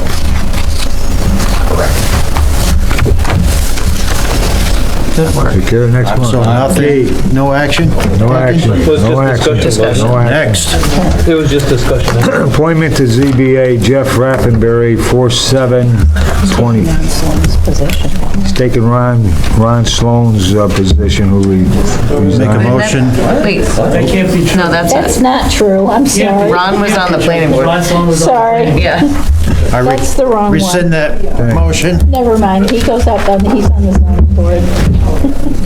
4/7/2022 to 2031/26. Gerard Zabalas, I'm sorry. Right, Gerard Zabala. Wait, so this is appointment to zoning board? he was He's an filling the alternate. vacant. Okay, Yes. gotcha. I'll make a motion to appoint Jay Reifenberry for that term. Got a second? Second. All in favor? Aye. Any opposed? Carried.